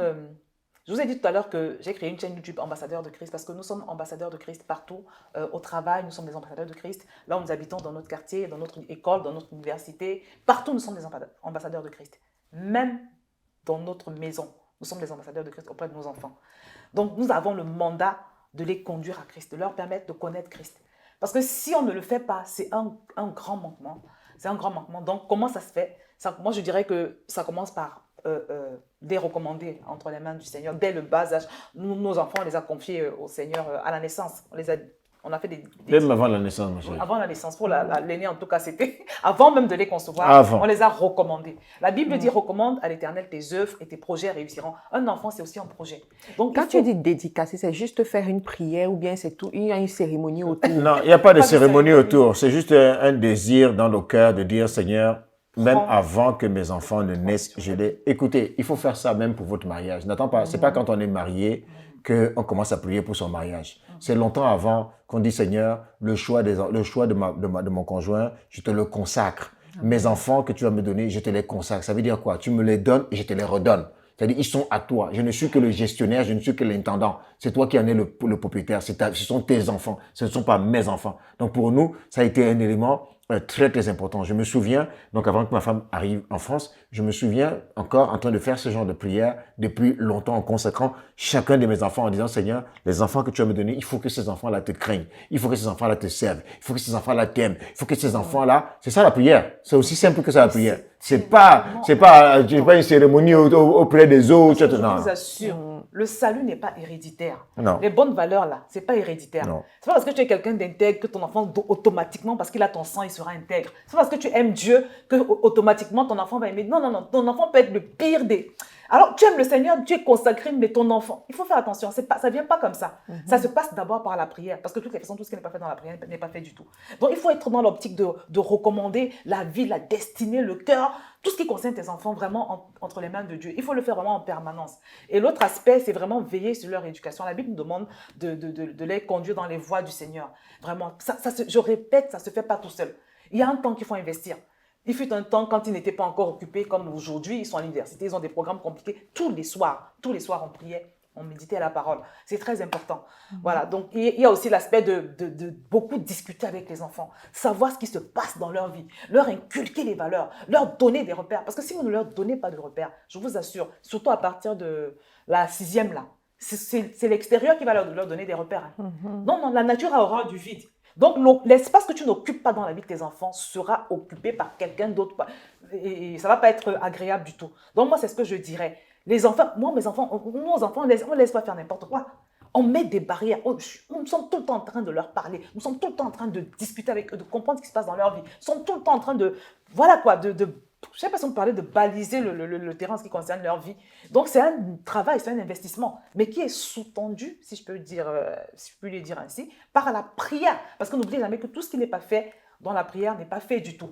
Parce qu'il y a comme un combat, une lutte entre les valeurs que tu veux transmettre aux enfants et ce que l'école essaye de leur transmettre, ce que les enseignants essayent de leur transmettre, ce que leurs camarades de classe dans la cour de l'école. Déjà, dès que ton enfant arrive en 6e, les gens vont essayer de lui envoyer des liens de sites pornographiques. On lui propose de fumer des joints. Il passe la majorité de son temps avec les gens de l'extérieur. Donc, si toi, parent, tu ne joues pas ton rôle, ce sera très compliqué. N'oubliez, s'il y a une chose à retenir, ça ne se fait pas tout seul. J'ai dit tout à l'heure, il faut se montrer intentionnel quand il faut bâtir sa relation. De la même manière, pour les enfants, si tu vas avoir des enfants voilà, équilibrés, il faut se montrer intentionnel. Qu'est-ce que tu veux pour tes enfants et qu'est-ce que tu mets en place pour cela? Donc, ce n'est pas des parents laxistes. Je vous assure, vos enfants, vous allez pleurer demain. Si vous êtes laxiste, vous allez pleurer demain. Donc, il faut être intentionnel et mettre des choses en place. Vous savez, les gens vont mettre le paquet pour donner l'éducation, excusez-moi, l'éducation éducationnelle aux enfants, l'éducation scolaire, académique. Les gens vont mettre un paquet énorme. Ils investissent énorme. Mais pour l'éducation spirituelle, combien vous investissez pour l'éducation spirituelle de vos enfants? Combien on investit pour l'éducation spirituelle? Mettons ça sous l'angle de l'éducation. Il y a une éducation spirituelle aussi à donner aux enfants. Il y a l'éducation en ce qui concerne les valeurs, l'éducation sur ce qui concerne la marche avec Jésus. C'est très important. Apprenez aux enfants la crainte de Dieu dès leur bas âge. Parce que dès qu'ils ont la crainte de Dieu, vous n'avez plus besoin d'être derrière eux.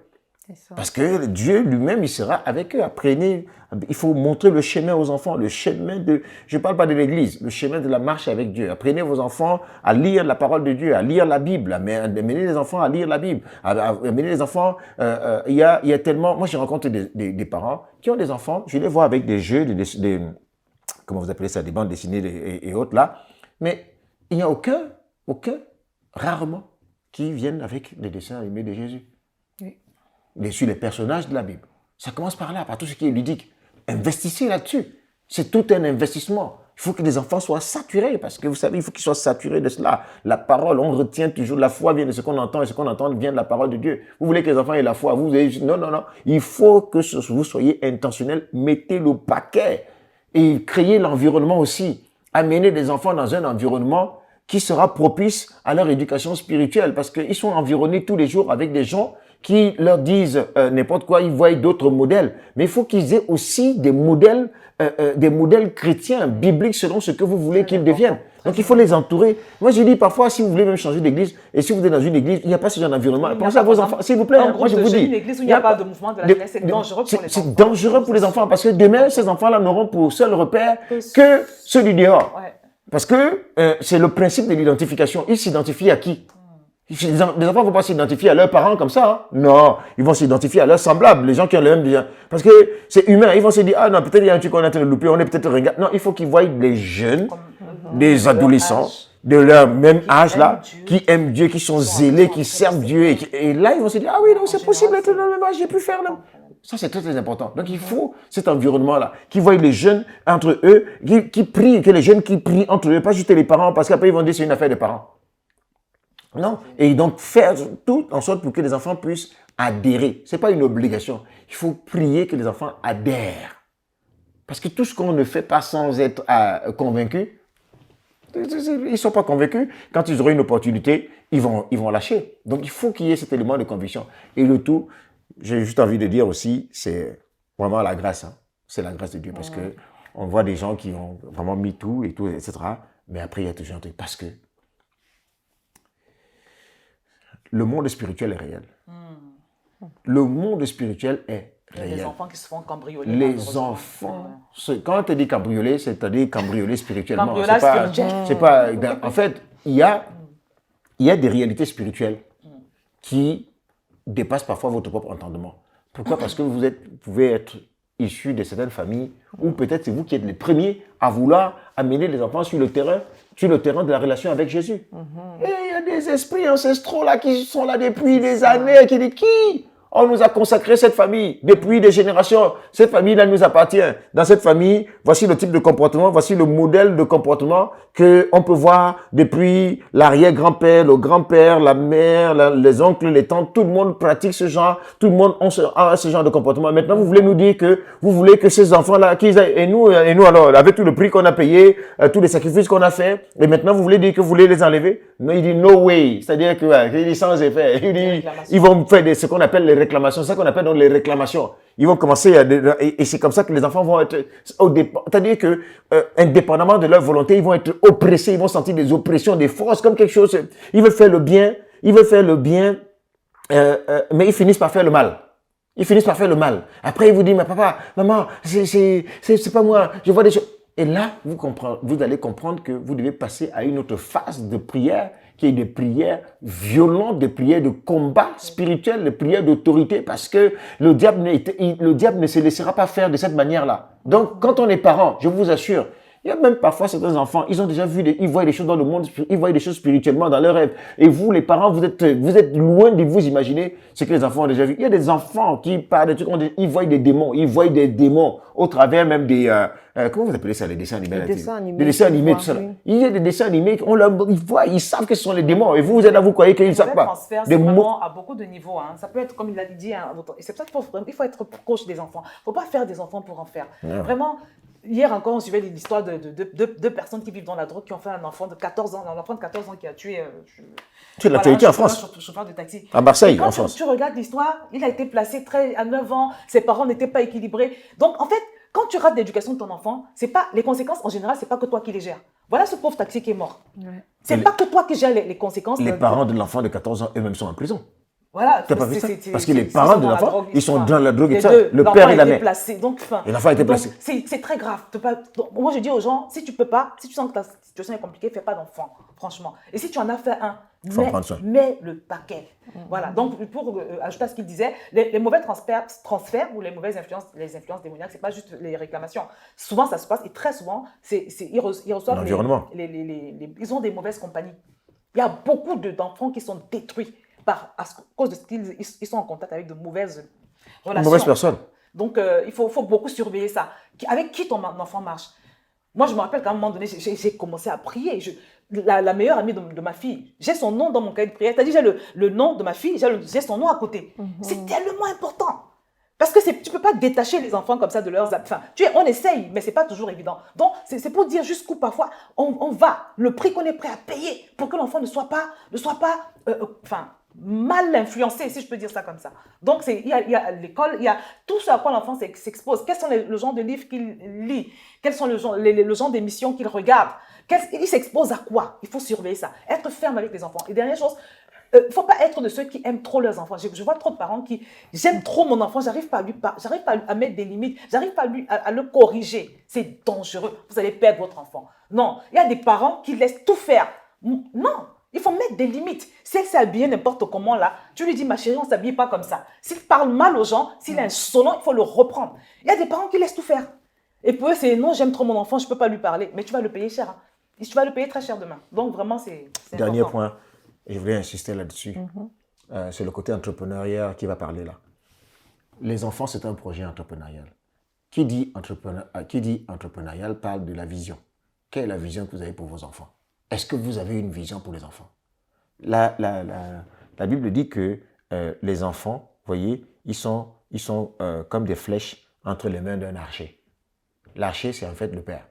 Donc le père est un archer, il a des flèches. Donc c'est lui qui doit les propulser et montrer jusqu'où, c'est-à-dire comme une flèche. Vous savez des espèces de frondes là, qu'on appelait ça des frondes. On met le caillou au bord de la fronde là, et puis on tire comme ceci. Vous voyez, non? Donc c'est en fait ça. Donc jusqu'où est-ce que vous voulez que vos enfants aillent? Voilà, quelle est la vision que vous avez pour vos enfants? Comment vous vous projetez? Parce que les enfants, si vous ne vous projetez pas, mais les enfants ne pourront pas se projeter. Moi, je suis le produit de la projection de mon père. Mon père n'a pas fait d'études. Ce n'est pas une question d'avoir fait d'études. Ce n'est pas forcément toujours une question d'avoir des moyens. Mais il faut avoir la vision. Mon père n'arrêtait pas toujours de me dire, il faut aller le plus loin possible. Il faut aller le plus loin possible. Il faut aller le plus loin possible. Lui, il n'était pas allé, mais il avait la vision. Vous voyez? Donc, il faut avoir la vision. Quelle vision vous avez pour vos enfants? Et quand vous avez la vision, ça va créer maintenant, vous allez devoir donc mettre maintenant les moyens. Vous allez fixer des objectifs et mettre des moyens pour que les enfants puissent y aller. Et une autre manière de pouvoir détecter quelle est cette vision-là, il faut prendre le temps avec vos enfants. Regardez surtout, observez quelles sont les facilités que les enfants ont pour telle chose ou pour telle autre chose. Ne venez pas imposer votre vision à vous. La vision doit consister à se dire, j'ai détecté au travers de cet enfant un certain nombre de talents dans tel domaine et je l'encourage. Je fais tout à les développer. Je l'encourage à faire des études dans ce sens-là. Parce qu'en lui disant, je vois que tu as ce genre d'aptitude-là et autres là. Est-ce que il vaut mieux que tu... Ne viens pas en lui disant, moi j'ai fait 3 enfants, il faut qu'il y ait un qui soit médecin, l'autre doit être avocat et l'autre doit être, je sais pas... Non. Tu n'es pas Dieu. Hein. Tu n'es pas Dieu. Tu n'es pas Dieu. Ça, c'est ce qu'on faisait, c'est ce qu'on a vu certains parents faire à l'époque. Peut-être certains le font encore aujourd'hui. Mais tu ne peux pas décider comme cela. L'autre sera ingénieur. Qui t'a dit que tu vas maintenant prendre celui qui est ingénieur? Tu vas prendre celui que tu veux qu'il soit ingénieur. Peut-être il a peut-être des talents de footballeur. Mais peut-être c'est là qu'il va le plus s'exprimer. On est là pour faire en sorte que les enfants puissent s'exprimer dans le domaine, dans le couloir dans lequel Dieu les a appelés. Quand personne n'est sur la terre les mains vides, on est avec quelque chose qui doit servir à la société, aux autres générations. Donc le rôle des parents, c'est également ça. Parce que si moi je dis à ma femme, notre première là, elle doit être ceci. Et bien, elle me dit non, moi je pense, mais non, il faut qu'on vienne sur des critères clairs. On se dit, voilà, cet enfant là, on voit qu'elle a toujours tendance à vouloir organiser. C'est comme notre aîné, regardez. Notre fille aînée, elle a toujours tendance à vouloir organiser. Si je vous montre ici, on va à la cuisine, à des endroits, vous allez voir, elle met l'ordre, elle dit, elle fait le planning, la planification. Tel jour, c'est elle qui organise la maison. C'est elle qui organise la maison. Voilà, les courses, on va aller faire les courses, on fait la liste. Ça, vous détectez en quoi? Vous détectez en cela quelqu'un qui a c'est le leadership, c'est l'entrepreneuriat, c'est le management des équipes. Vous voyez, et quand vous détectez ça sur un enfant, ça veut dire que à orienter l'enfant vers ce genre de formation. Voilà. Et commencer, même dès plus au bas âge, achetez-lui des ouvrages. N'attendez pas que ce soit au niveau de l'université. Achetez-lui des ouvrages, des choses qui vont stimuler davantage ce projet. mon fils, lui, bon, la sœur, la cadette, elle est toujours, je vous assure, cet enfant, toujours dans le truc des investigations. Toujours, si elle vient là, elle va vous poser 36 000 questions. Elle observe, elle pose 36 000 questions. Et puis ensuite, sur son téléphone, quand vous cherchez quelque chose ici, vous cherchez, dès qu'elle prend son téléphone, elle va vous trouver des solutions. Elle trouve toujours petites choses. Quand c'est les trucs qui sont les plus complexes, elle va toujours trouver. En cela, vous voyez quoi, quelqu'un qui est, elle va aller dans tout ce qui, elle aime les photos. Et les photos, elle va toujours en faire, toujours en. Donc là, quelqu'un qui va dans le truc des médias. Vous savez que ça, c'est la créa. Donc, tout ce qui est créatif, il faut qu'elle aille dans ce sens-là. Et notre dernier, mais depuis longtemps, il aime toujours les discussions. Même avec, je vous dis, même avec des personnes il va toujours avoir un échange. Et des échanges, vous entendez ce qui sort de lui, vous dites, mais comment il fait? Toujours en train de vouloir. Donc, vous comprenez argumenter et autres là. Mais c'est un enfant il faut l'orienter soit vers les métiers d'avocat, des métiers de relations internationales. Vous voyez, des choses, ce genre de métiers où il va pouvoir débattre, se déployer. Voilà comment on oriente. Voilà comment. C'est aussi le rôle des parents, hein, vraiment, aider les enfants à entrer dans leur destinée. C'est aussi ce que j'attends de eux. C'est ça la vision. Et après, on s'étonne que les enfants disent, on va forcer les enfants à faire un truc, et puis on va créer la rébellion, parce que et puis après on va se dire que les enfants échouent. Ils n'ont pas échoué, parce que nous on a voulu les mettre dans un couloir qui n'était pas le leur. Amen. Très bien, merci beaucoup. Alors, dernière question. Aujourd'hui, vous êtes pasteur. Vous gérez toute une église aujourd'hui à Paris. Je voudrais savoir comment est-ce que vous vous organisez pour gérer vos activités professionnelles, gérer la famille et être pasteur également.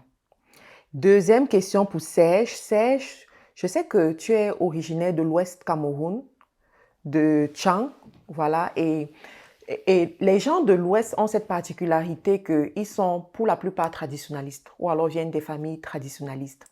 Quand on dit traditionaliste, ce sont vraiment des gens qui croient au crâne, culte des crânes par exemple, qui croient au Dieu qui vit dans une petite maison et on nourrit ce Dieu peut-être tous les matins, on fait des sacrifices d'animaux au Dieu et tout. Donc, sachant que tu as ce background-là, comment est-ce que tu gères le regard de ta famille aujourd'hui en étant pasteur? Ok, je peux commencer par la deuxième question? Oui, c'est comme tu veux. Oui. Je commence par la deuxième. Et puis, tu nous diras tout à l'heure quelle était la première. Donc, la deuxième question, c'est comment est-ce qu'on fait pour... comment est-ce qu'on a vécu la conversion malgré le passé qui est un passé d'animiste? Parce qu'en fait, quand on dit traditionnel, il faut savoir que les Bamileke, c'est un peuple qui est originaire de l'ouest du Cameroun. Et ils ont la particularité de pratiquer... En fait, c'est une religion, c'est l'animisme. L'animisme, c'est une religion où on croit que les morts ne sont pas morts. Ça, c'est la plupart des Africains. Les morts ne sont pas morts. On croit au pouvoir des ancêtres. On croit que quand quelqu'un est mort, après un certain nombre d'années, il faut aller faire des cérémonies pour retirer le crâne de la personne. Donc, et quand on retire le crâne, on fait une sorte de case, ok, une sorte de petite maison, On va donc poser le crâne dessus et les gens de la famille les descendants viendront de temps en temps adorer le crâne, faire des cérémonies autour du crâne, surtout quand ils estiment qu'ils ont des blocages dans leur vie. Et donc, il faut aller faire ces cérémonies-là pour pouvoir avoir la paix et la bénédiction des ancêtres. Ok. Et nous sommes issus donc de la chefferie. Nous sommes descendants de la chefferie qui s'appelle la chefferie Bafou, chez les Bamileke. Mon père était le premier né de toute la fratrie. Et mon père, avant de rejoindre le Seigneur, a donné sa vie à Jésus. Okay. Et ça n'a pas été simple pour lui. Ça n'a pas été simple pour lui parce que à partir de ce moment-là, il avait décidé donc de ne plus faire ces cérémonies et ces rituels qui sont des rituels donc animistes. Donc du coup, quand vous décidez de sortir de là, vous devenez totalement ennemi de vos frères parce que c'est considéré comme un acte un peu comme un acte de trahison. C'est comme si vous avez trahi toute la famille. Okay. Nous avons vécu cela On a tellement vécu ça que mon père est mort en 1998. Et à la mort de mon père, on est donc allé au village pour faire l'enterrement. Et quand on arrive pour faire l'enterrement, on nous dit que on doit faire les cérémonies. Voilà, les cérémonies traditionnelles, les rituels, c'est des rituels de veuvage, c'est-à-dire que ma mère doit être soumise à un certain type de rituel, nous on doit venir faire un certain type de danse et autres. Mais nous sommes nés de nouveau déjà, nous sommes, je n'ai pas envie de dire chrétiens, parce que quand on dit chrétien, tout le monde met ça dedans, on dit chrétien, non.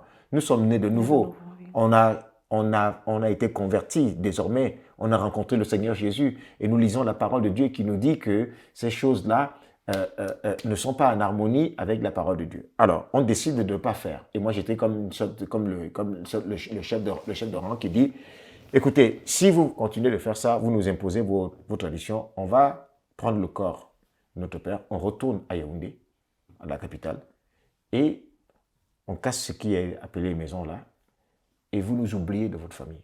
Wow. Really radical for Jesus.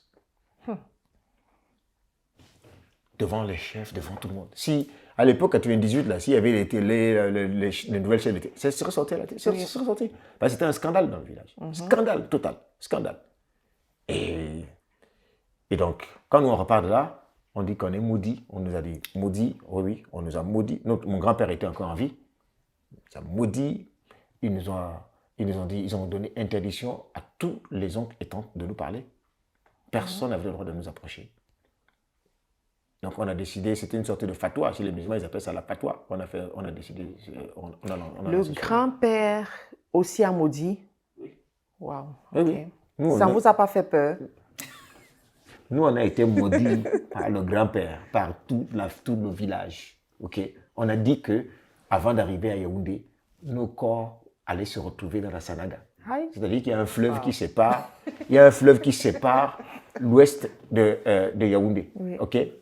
Et ça s'appelle la Sanaga. On a dit que quand on va rentrer, on va faire l'accident, nous tous on va mourir. Oui, c'est ce qu'on a dit. Et on a dit que dans quelques temps, nous tous on allait mourir parce qu'on n'a pas respecté les traditions. Ils vous ont promis la mort. On nous a promis la mort. On nous a promis la mort. Okay. Par voie mystique, on appelle ça des attaques mystiques.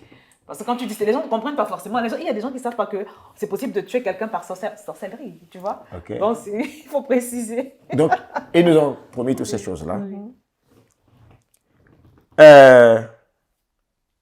Quelle a été notre réponse? Nous, on vous aime. Jésus vous aime. C'est ça qui avait été notre réponse. Mais pas que ça. Mais, pas de peur. Aucune panique à avoir. Pourquoi? Parce que quand on est dans l'obéissance avec Dieu, on se réfugie, on dit Seigneur, c'est toi qui as dit. C'est sur ta parole que nous avons fait. Et quand tu agis sur la parole de Dieu, aucun sorcier, quel que soit son grade, son titre, qui que ce soit, ne peut aller contre toi. Parce que si Dieu est pour nous, qui sera contre nous? Amen. Le principal dans la vie, c'est de s'assurer que Dieu est pour vous, que Dieu soit pour vous. Toujours honoré. Il n'y a aucun oncle, grand-père et autres là qui peut venir dire qu'on ne les a pas honorés. C'est-à-dire, honorer, c'est la manière de parler. C'est ça. Honorer, c'est dans la manière de parler. Parler avec respect. On a parlé toujours avec respect. On a expliqué pourquoi est-ce qu'on peut faire les traditions. OK? Parce qu'on est, comprenez, hein, il s'agit de deux lois spirituelles. Il y a la loi spirituelle qui est celle de Dieu, on obéit, à savoir, il y a tout ce qui n'est pas de la loi spirituelle de Dieu est de l'autre côté. Maintenant, si tu veux mettre là, le nom que tu veux mettre, mets le nom que tu veux mettre. Mais moi, je te dis que nous, on choisit d'obéir à la loi spirituelle de Dieu, le seul Dieu qui existe, le créateur du ciel et de la terre, le Père de notre Seigneur Jésus-Christ. Celui à qui nous avons obéi. Et la Bible dit que chacun est esclave de celui à qui il a obéi. Donc, nous, on est sortis de l'esclavage des ténèbres pour entrer maintenant sous l'esclavage de la lumière. On est devenu esclave de la lumière de Jésus. Okay, donc, voilà un peu le parcours. Nous sommes aujourd'hui, depuis 1998, on est là. On est là. On est vivant par la grâce de Dieu et par l'assistance du Saint-Esprit. Et Dieu nous a protégés. Et Dieu nous a protégés. Amen. Dieu nous a protégés parce qu'on a obéi à ses instructions à lui. OK? Et puis, il y a plusieurs dans la famille qui ne sont plus. Malheureusement, ils ne sont plus. Mais aujourd'hui, vous savez aujourd'hui comment le Seigneur a fait des choses. Plus de 26 ans après. OK? 26 ans après, aujourd'hui, quasiment tous les membres de notre famille, les oncles, les tantes et autres, on est, j'ai envie de dire, réconciliés. Amen. On est réconcilié avec eux. Mais la réconciliation avec eux, ils savent qu'il y a des choses que nous, on ne peut pas faire. Mais il n'y a aucun problème avec eux. On s'entend. Ils ont du respect, ils ont du plus grand. Plusieurs viennent, comme Nicodème, en cachette, nous dire « Vous aviez raison. Vous avez fait le bon choix. » Vous avez réussi à imposer votre Oui. foi. Et aujourd'hui, quand je vais au village, quand il m'arrive d'aller au village de mon père, je marche là-bas, même en pleine nuit, comme si j'étais aux Champs-Élysées, à Paris, en plein midi. Wow. Oui. Totale sécurité. Pas de peur. Pas aucune peur. L'Esprit du Seigneur, quand Dieu est avec toi, quand je marche, quand je mets un pied, je mets un pas, tout ce qui est ténèbres recule au-devant de nous. Pourquoi? C'est ça l'autorité. On est chrétien, mais le problème des chrétiens, c'est qu'ils n'ont pas la conscience de qui est le Dieu, quelle est la force qui est en eux, mon frère, ma soeur, dis-moi. Tu as Jésus avec toi, le Créateur, l'homme le plus puissant de tous les puissants, le Créateur. Et une créature vient... Attends, et quelle est la comparaison qu'il y a entre le Créateur et la créature? Toi, tu as peur de la créature. Moi, je viens avec le nom du Créateur. Toi, tu viens avec le nom d'une créature. Oh, rabra, je te dis, c'est comme le caterpillar qui arrive, tu te rends compte? C'est le caterpillar qui arrive, ne te mets pas au devant de ma route. Ne te mets pas au devant de ma route. Tu entends? Amen. Toi qui m'entends là, tu veux contester. Quand tu vas entendre cette vidéo, ne mets même pas les commentaires, ne mets même pas des faux commentaires, parce que c'est ta vie. Je te dis, je t'attends déjà toi là. Tu me mets des faux commentaires là, des commentaires de ceci, tu ne sais pas ce que... Je te dis, attention, tu risques de pas passer la nuit. Tu essayes de vouloir tenter. Arrêtez d'intimider les gens. Jésus-Christ est le chemin, la vie et la vérité. C'est le seul et l'unique. Vos histoires là ne marchent pas. Vos histoires ne marchent pas. Ça ne marche pas. Ça n'a jamais marché. Et puis c'est Dieu qui a tout créé. C'est Dieu qui a tout créé. Tout ce qui existe, tout ce qui vit, tout ce qui respire. Attends, je vais finir par là. Je vais finir par là celui-là. Je vais te dire, écoute, tu as besoin de te repentir. Parce que si tu connais qui est Jésus, si tu connais qui est Jésus, si tu découvres la personne de Jésus, tu verras que en dehors de lui, il n'y a de salut en aucun autre. En dehors de lui, il n'y a de guérison en aucun autre. En dehors de lui, il n'y a de protection en aucun d'autre. En dehors de lui, il n'y a de vie en aucun d'autre. Ne confonds pas la vie et l'existence. Tu as l'existence, tu n'as pas la vie. Il y a un seul qui est la vie. Si tu ne l'as pas, tu n'as pas la vie. Lui, il s'appelle Jésus le Christ. Il est le chemin, la vie et la vérité. En dehors de lui, tout le reste, c'est le mensonge. Il y a une seule vérité, c'est Jésus le Christ. En dehors de lui, toutes les philosophies. Arrête tes philosophies. Arrête de me dire, toi, une deuxième autre personne là, toi, viens ici maintenant, tu vas voir. Je vais te dire, toi qui dis que ce sont les histoires que les Blancs ont amenées et qu'il faut retourner à nos sources et tout cela, je vais te dire, tu connais ta source? Tu n'as aucune idée de ta source. Au commencement, Dieu est la source de tout. Au commencement, Dieu. Avant Dieu, il n'existait pas ta tradition là. Tes traditions sont des inventions des hommes parce qu'ils se sont éloignés de Dieu. Ils ont voulu mettre des choses en place pour tenter de se rapprocher de Dieu. Mais Dieu vous a dit, je vous ai envoyé Jésus. C'est lui qui est le seul chemin. Ça n'existe pas, ça ne marche pas, mon frère. Ça a déjà sauvé qui? Si tu veux, viens, on va parler. Dis-moi, ça a sauvé qui? Tu connais une des personnes qui a été sauvée par ces histoires de retour à des sources là? Tu dois retourner à tes sources, mais à ta source, pas à tes sources. Tu dois retourner à ta source, à ton origine, c'est Jésus le Christ. C'est lui seul qui est ta source. Tu vas remonter? Allons-y, tu vas me dire quelle est ta source.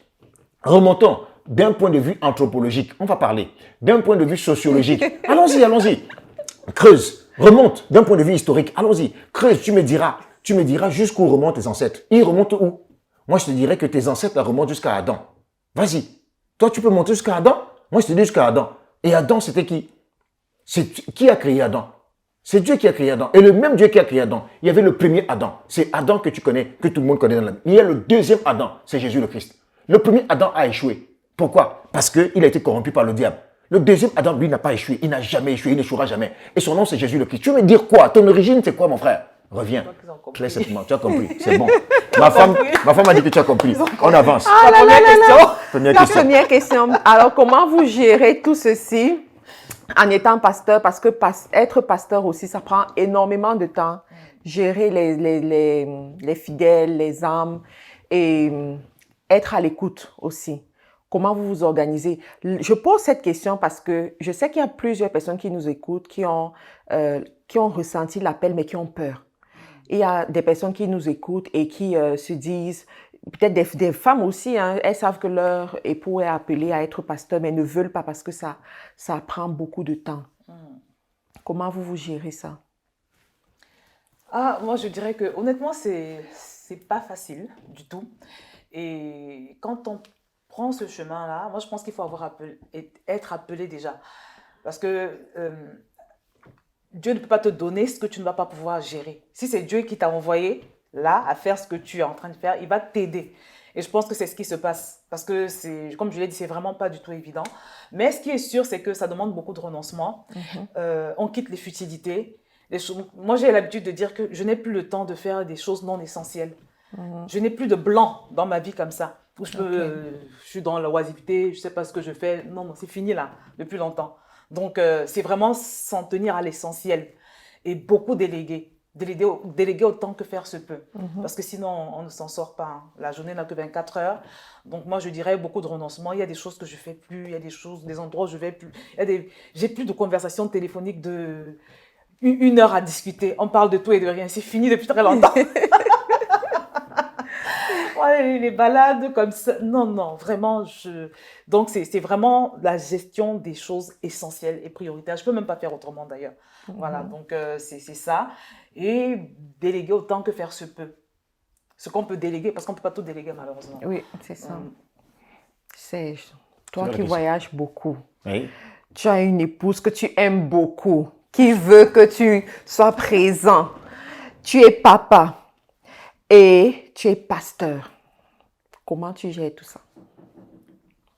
Il y a des questions dans la vie que j'ai choisi de ne plus me poser. Comme celle-là. Je ne me pose plus la question. Et en cela, j'observe beaucoup, par exemple, ma femme. Une mère ne se pose pas ce genre de questions. Vous pouvez vous poser la question de savoir à quel moment est-ce que tu es maman, à quel moment tu es bébé. Non, non, elle fait seulement. Il faut apprendre des femmes. C'est pour ça que je bénis Dieu pour les femmes. Elles font seulement. Elles ont la capacité. Une femme, elle est en train de faire la cuisine. En même temps, elle a le téléphone comme ceci. Elle a le bébé sur le dos. Donc tu te rends compte? Oui. Elle fait la cuisine. Elle a le bébé. Elle a le bébé sur le dos et le téléphone comme ça. Elles font autant de choses. Ça veut dire quoi? Ça veut dire que Dieu a doté des grâces inimaginables à chacun d'entre nous. Oui. Et que nous ne sommes pas le propriétaire de nos vies. Je ne suis ni le propriétaire du temps, ni le propriétaire de mes talents, ni le propriétaire de mes trésors. Ça ne m'appartient pas. Donc, il y a un propriétaire et je ne suis que le gestionnaire. Je ne suis qu'un esclave. L'esclave ne dit jamais au maître, maintenant, maître, je suis fatigué. Maître, j'ai trop travaillé. Le maître va dire, ah bon? Donc tu as trop travaillé maintenant? Non, du calme. Le Seigneur est le maître. Moi, je suis l'esclave de Jésus. Je fais ce que... Parce que c'est lui qui tient ma force. Donc, tant qu'il me donne de faire, ça veut dire qu'il me renouvelle la force pour le faire. Oui, il me donne la force de le faire. Il me donne la capacité de le faire. Il me donne l'intelligence de le faire. Et puis, au final, je le fais, je ne pose même pas de questions. Le bilan, c'est lui qui tirera le bilan. Le principal, c'est que ma vie soit utile. J'ai juste besoin que ma vie soit utile. J'ai le plus grand plaisir quand je signe. Et écoutez, c'est bien de signer des contrats. Je suis un développeur business. Je développe des affaires. Et je fais rentrer des affaires. Mais les chiffres d'affaires des entreprises, c'est des centaines de millions de dollars. OK? Je n'ai pas la joie que j'ai quand, par exemple, je peux appeler une âme au téléphone et qu'il y a des problèmes, je lui donne un conseil et elle me rappelle pour me dire que ça a marché. Ça n'a pas. Ça n'a. Pourquoi? Parce qu'il y a une différence entre la profession et la mission. La profession, c'est ce pourquoi on va te payer à la fin. OK? Mais la mission, c'est la chose la plus importante parce que c'est ce pourquoi tu as été créé. C'est ce que tu donnerais tout gratuitement même pour cela. Et la mission, c'est l'impact qu'on a dans la vie des gens. La mission, c'est de voir comment tu peux venir redonner un peu de joie aux gens. On vit dans un monde qui est tellement méchant. Les gens sont méchants. Il n'y a pas d'amour. Et comment tu peux être donc cette personne-là? Si tu apportes un peu d'amour aux gens, un peu de joie, un peu de paix dans les familles. Tu vois des familles qui étaient divisées se réconcilier. Tu vois des femmes qui étaient stériles, enfantées. Tu vois des gens qui étaient sans espoir. Et puis tout à coup, ils retrouvent une vigueur, une vitalité. N'est-ce pas ça? Est-ce qu'en cela, on n'est pas utile? Franchement, si c'est ça, moi, je dis que la vie, elle vaut vraiment la peine d'être vécue quand tu peux à la fois combiner cette excellence professionnelle, et puis, être utile aussi à la vie des gens, à relever aussi les gens. Parce que, je ne sais pas pour vous, mais pour moi, c'est ça qui est l'essentiel même de la vie. Et le travail qu'on peut avoir à faire, les affaires qu'on peut faire dans la journée et autres là, mais c'est en fait un peu comme des mesures d'accompagnement que Dieu te donne pour pouvoir faire ce qui est le principal. Or, on est venu sur la terre, le monde nous a trompés. Le monde a fait une inversion de l'ordre des choses et des priorités. On fait croire aux gens, c'est-à-dire que ce qui devait être comme l'accessoire est devenu le principal. Le principal, c'est la mission de vie. Être utile, servir les autres, servir l'humanité. Mais et l'accessoire maintenant, c'est par exemple avoir un travail et pouvoir subvenir à ses besoins et pouvoir aussi subvenir aux besoins des autres. Mais le monde nous a inversé tout. Il faut naître, aller à l'école, travailler, se marier et puis c'est fini. Avoir une belle maison, avoir une belle maison, belle voiture. Dites-moi. Des enfants. Des enfants. Vous savez que les gens considèrent qu'on a réussi sa vie à partir du moment où on a un bon travail, on a une belle femme, belle voiture, des maisons, et qu'on a fait des enfants. Les parents, quand les parents se retrouvent entre eux, on dit, regardez, les parents, là, ils ont réussi. Pourquoi? Parce que leurs enfants ont réussi. Et quand on dit que les enfants ont réussi, ça veut dire quoi? Leurs enfants ont fait de bonnes études, ils sont mariés, ça veut dire que les enfants ont réussi. Et ceux qui n'ont pas réussi se retrouvent dans quelle situation? Entre guillemets, qui n'ont pas ça, on dit qu'ils n'ont pas réussi, et ils se retrouvent dans le chagrin. Ils se retrouvent dans le chagrin, à avoir une vie anxieuse et autres là. Dites-moi, si c'est ça la vie, avoir réussi, parce qu'on a construit dans du matériel, on a investi du matériel, c'est pas ça l'éternité. La véritable vie, c'est celle qu'on bâtit pour l'éternité. Il y a des choses qui compteront dans l'éternité. Et ce monde-là, il est appelé à être détruit. Je ne suis pas en train de vous dire comme ça. Non, non, moi j'ai une belle maison, par la grâce de Dieu. S'il faut faire des investissements immobiliers, j'ai fait des investissements immobiliers. Il faut vivre les pieds sur terre et la tête au ciel. Oui, c'est mon pasteur qui a l'habitude de dire ça. Vivre les pieds sur terre et la tête au ciel. Ça veut dire quoi? On ne met pas son cœur sur les biens matériels. On met son cœur sur sa relation avec Dieu. Mais pendant ce temps, on est sur terre. S'il faut investir, on investit. On est champion dans les investissements. Il faut investir dur. Mais tout cela ne peut être n'a véritablement de sens que si on contribue à sauver des âmes. Amen. Donc, Il faut sauver les âmes. Tu ne âmes. te poses pas de questions. En d'autres termes, tu ne te poses pas la question de savoir comment est-ce que tu dois gérer ton temps au milieu de toutes tes activités. C'est ce que tu veux dire? Non, non, c'est pas ça. C'est pas que oui, je me pose pas cette question-là. Mais Dieu faire, comment tu je fais laisse Dieu faire? confiance. Mais surtout, je donne la priorité. C'est ce que je suis en train de dire. Je donne la priorité à la mission de vie qui consiste à aider les gens. Et ça, je ne le fais pas parce que je suis pasteur. Je le fais depuis longtemps. En tant qu'enfant de Dieu. En tant qu'enfant de Dieu. Parce que certains vont se dire, ils vont entendre, ils vont se dire, ah oui, ça c'est pour les pasteurs. Non. On le fait déjà en tant qu'enfant de Dieu. On est utile aux autres. Il faut se rendre disponible pour aller prier pour les gens. Il faut se rendre disponible pour aller évangéliser. Il faut sortir pour aller faire l'évangélisation. Parce que tu as été appelé, tu veux que je te parle de ça? Tu as été créé parce que tu dois être fécond. Être fécond, c'est faire sortir la valeur, c'est faire sortir Christ. Jésus n'est pas venu chômer dans ton cœur. Tu dois faire sortir ses valeurs. C'est ça, être fécond. Être fécond, c'est pas la fécondité naturelle. Ça, c'est un aspect. Mais je te parle donc, il faut remplir. Il faut multiplier et remplir la terre. Multiplier des gens qui ont ce même caractère. Voilà pourquoi nous prenons le temps d'aller investir dans la vie des gens, d'aller investir parce qu'il faut qu'on soit plusieurs. Il faut qu'il y ait plusieurs personnes qui soient à la fois professionnellement excellents, qui sont dans le top management dans les grandes entreprises. Il faut qu'il y en ait plusieurs. Il faut aussi en même temps qu'ils soient spirituellement puissants, assis, qui ne sont pas... Vous voyez, il y a des gens, à moindre... Le monde professionnel, c'est un monde très, très compliqué, très compliqué et mystérieux. Et tu vas venir là-bas, tu dis, t'es enfant de Dieu, t'es en train de mâcher ton chewing-gum. Pendant ce temps-là, tu ne sais pas ce que les autres ils font la nuit. Puis tu viens, tu dis, après, moi, j'ai me plaint avec mon chef, et après, je marchais quelque part, j'ai les pieds qui ont gonflé, et puis personne même dans l'entreprise. Et regardez, on a fait la liste des personnes qui ont été licenciées, mon nom est dedans, on va se licencier. Frère, arrête de mâcher ton chewing-gum. Je te dis, c'est quelque chose de spirituellement. Il faut que tu sois quelqu'un de spirituel. Donc, il y a l'aspect de la spiritualité. Et que tu sois utile aussi parce que tu prends le temps. Tu vas donner de ton temps pour aider les gens. Tu vas donner de ton temps pour prier pour les gens. Tu vas donner de ton temps pour l'évangélisation. C'est ça qui te rend spirituellement fort. Tu penses qu'être spirituellement fort, c'est juste parce que tu dis que tu vas prier. C'est pas uniquement la prière. Tu peux rester prier là tout le temps. Mais si tu n'es pas en train de contribuer, en quoi est-ce que le ciel va te protéger? Amen. Dis-moi un peu. Le ciel va protéger ton entreprise là pourquoi? Parce que tu dis que tu travailles.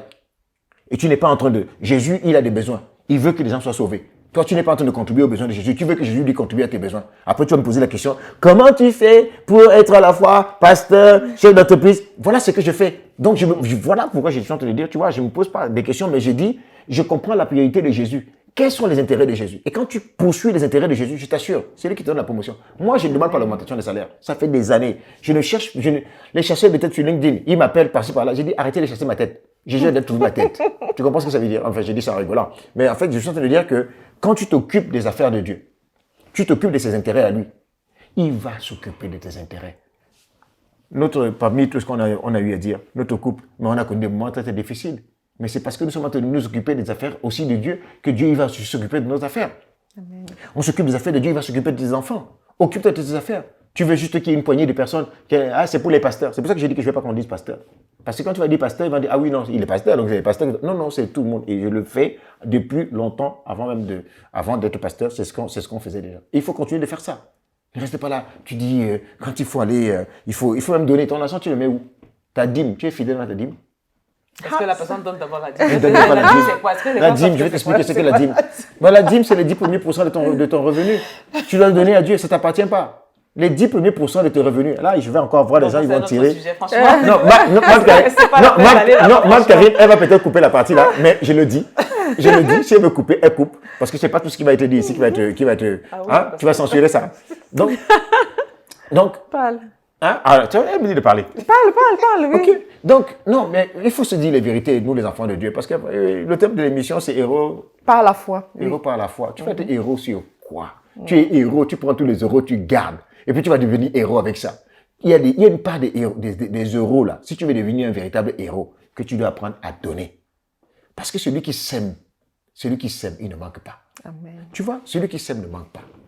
Moi, je connais un frère. Bon, est-ce que je parle de lui ou pas? J'ai une parenthèse. Parle de lui, peut-être sans nommer son nom. Ok. Je connais un frère. Aujourd'hui, tout le monde va sur telles émissions, on parle de lui en Afrique, par-ci, par-là. Encore que je vois de qui il s'agit et je pense qu'on peut nommer son nom. Il est venu. C'est mon fils. Oui. C'est mon fils spirituel. C'est moi qui l'ai amené dans le Seigneur. Il le dit lui-même. C'est pas, je ne me le dis pas pour m'attribuer. Oui, je ne me dis pas pour m'attribuer une parenthèse. S'il ne l'avait pas dit, je ne l'aurais pas dit. Oui, c'est parce qu'il le dit que je répète. Oui, ok? Exactement. Donc, le secret de ce frère-là, c'est la générosité. Amen. Vous allez venir Dieu, on va venir nous entendre pour investir. S'il vous plaît, faites ce qu'il a fait. Si tu fais ce qu'il a fait, tu vas avoir ce qu'il a. L'un de ses secrets, il ne mange pas sa dîme. Il donne toujours sa dîme à Dieu. Il ne s'arrête pas juste à donner la dîme. Il fait des offrandes sacrificielles. Et il fait des offrandes sacrificielles depuis que je le connais, ça fait plus de 20 ans. Ça fait plus de 20 ans. Il fait des offrandes, il a appris. Moi, je ne connaissais même pas encore. Je vous dis. Bon, moi, je vais vous dire c'est qui le ferait parce que vous êtes en train de vous poser les questions. Mais c'est qui? C'est qui on veut savoir? On est là pour la transformation. Alors, le frère, c'est M. Bertin Tchofo, que vous avez certainement vu. Quand vous avez vu mes vidéos au Back to Africa, vous l'avez vu et tout. C'est quelqu'un qui se déclare enfant de Dieu chrétien. Il y a des vidéos sur YouTube où il fait son témoignage, où il parle même effectivement de Serge, de la prière qu'il avait fait avec lui et tout. Donc, c'est pas un secret aujourd'hui, quoi. Si ça peut vous affermir dans votre foi, pourquoi pas? C'est pas quelque chose qu'on cache, quoi. Oui, oui. On veut être des héros par la foi. Oui. Mais il faut imiter aussi ceux qui sont des héros aujourd'hui. Il faut connaître quel est leur secret. C'est pour ça que j'en parle aussi. Donc, lui, je vous dis, c'était la générosité. Il donnait, il finançait les projets de l'église. Il finançait, il donnait. Depuis l'époque, et il aidait les gens aussi. On ne peut pas voir quelqu'un qui est dans la souffrance. Il va donner, il va aider, de part et d'autre. Il venait. Ce frère est venu à la maison chez nous. À l'époque, on avait déménagé, on a changé d'appartement. Il est venu, il a fait la peinture. À l'époque, il a fait la peinture à la maison. Je me rappelle, j'avais oublié. Oui, il a fait la peinture. Il fait la peinture à la maison. Très serviable. Très serviable. Humble. Tu es serviable. On est là, on veut dire que vous voulez gagner, vous voulez devenir des héros, vous voulez être des héros et puis vous êtes zéro en termes de principe. Il faut être héros, le véritable héros de la foi, c'est un héros en ce qui concerne les principes, les lois. Il y a des lois qui vous permettent de pouvoir devenir des héros. Oui, ne cherchez pas juste à devenir héros. Bah alors, la première des clés, on ne cherche pas à devenir un héros. Hein. Non. Tous ceux qui vont chercher à devenir des héros vont finir par être des héros. Et ceux qui se disent, qui regardent, ils se disent, je suis un zéro. Je t'en supplie, Dieu, ne me laisse pas devenir, ne laisse pas finir zéro. Montre quand même que tu es le Dieu qui est capable de faire partie des gens de zéro à héros. À partir de ce moment-là, Dieu va t'amener sur le chemin des héros. Parce que le véritable héros, c'est Jésus lui-même. Amen. Tu vois? Donc, c'est pour ça que je dis que si on n'enseigne pas ça, ma chérie, aux gens, les gens, ils vont toujours regarder. Ah oui, ils ont réussi, ils sont bien. Non, non, non, s'il vous plaît, il y a des sacrifices derrière. C'est ça. Il y a un prix à payer. Il y a un prix à payer qui est énorme. Et parmi ce prix-là, c'est le prix de se dire, tu renonces quand même quelquefois à ta vie de famille. Tu renonces à ta vie de couple. Les gens, ils nous voient aujourd'hui, regardez, il fut un temps, je ne pouvais pas faire ça. Parce que tous les jours, il fallait sortir. Il fallait sortir très, très tôt et rentrer hyper tard. Et tous les jours comme cela. Mais plus tu sers le Seigneur, plus le Seigneur, il crée de l'espace pour que tu puisses avoir un peu plus de temps toujours pour lui. Et en force de faire ça, c'est parce que tu te donnes, tu es volontaire, tu veux être utile. Est-ce que tu veux être utile? Ou bien tu veux juste engranger des titres et de l'argent pour toi? Tu veux accumuler ou bien tu veux... Dans la motivation. C'est quoi ta motivation? C'est quoi ta motivation profonde? Quand la motivation n'est pas claire, tu vas te poser des questions. Comment on fait pour faire ci? Comment je fais pour allier, pour être à la fois ceci? Non, non, non, non. La question, c'est la motivation. Quand tu es motivé, comme la femme, comme la mère, la maman là, qui est motivée. La maman est motivée à garder son enfant. Elle prend l'enfant, elle trouve une solution, elle l'attache au niveau du dos. Elle est motivée, même pendant qu'elle est toujours en train de garder l'enfant, à pouvoir passer un coup de fil et puis ça. Donc, elle prend le téléphone, elle met le téléphone comme ceci. Tu vois, le téléphone est comme ça. Et puis, en même temps, elle est motivée, elle pense aux autres enfants là qui sont encore à l'école et même à son mari qui va rentrer. Et puis, elle est en train de faire la cuisine avec ça. Et le dos comme ceci. Et elle fait ça. Donc, vous voyez, pourquoi? C'est quoi le point? C'est la motivation. Oui.